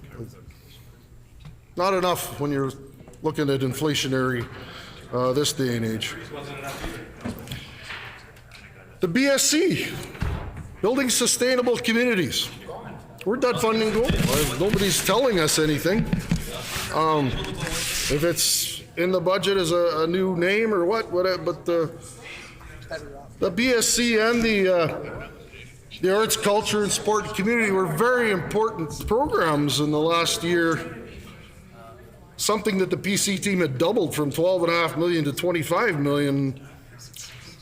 In my community, there's a number of, much like my counterpart in Interlake-Gimli, had a number of community clubs that got some funding from these programs and the great things that they were able to do in their communities. So one being the Gross Isle Heritage Site where the Prairie Dog runs out to every year. They got a little bit of money out of that program and did some great things there.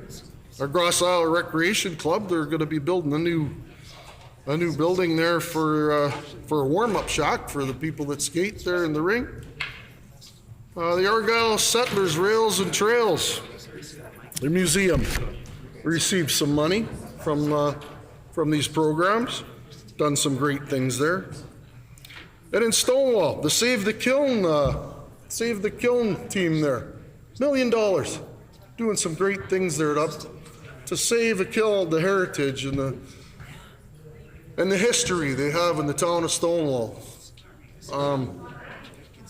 Just out there this morning, actually, talking with Kelly Kimball, our rec director there, and order, please. When this matter is again before the House, the honourable member will have 9 minutes remaining. The hour being 5 p.m. The House is now adjourned and stands adjourned until 1:30 p.m. tomorrow.